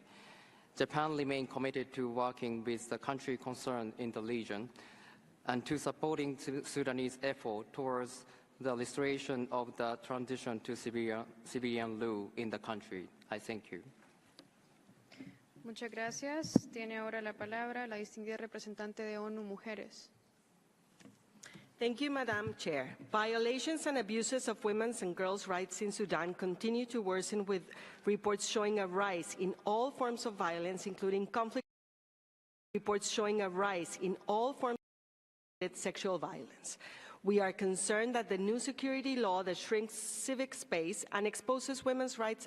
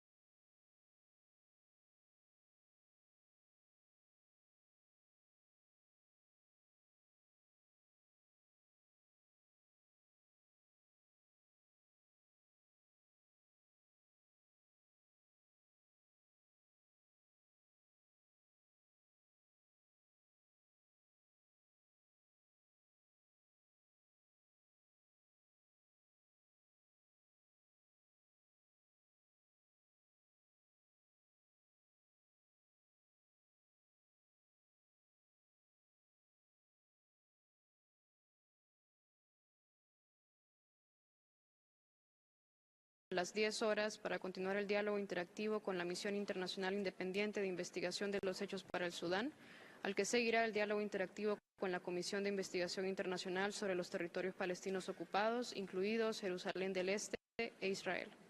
Por la presente, clausuro la segunda sesión del 56º periodo de sesiones del Consejo de Derechos Humanos.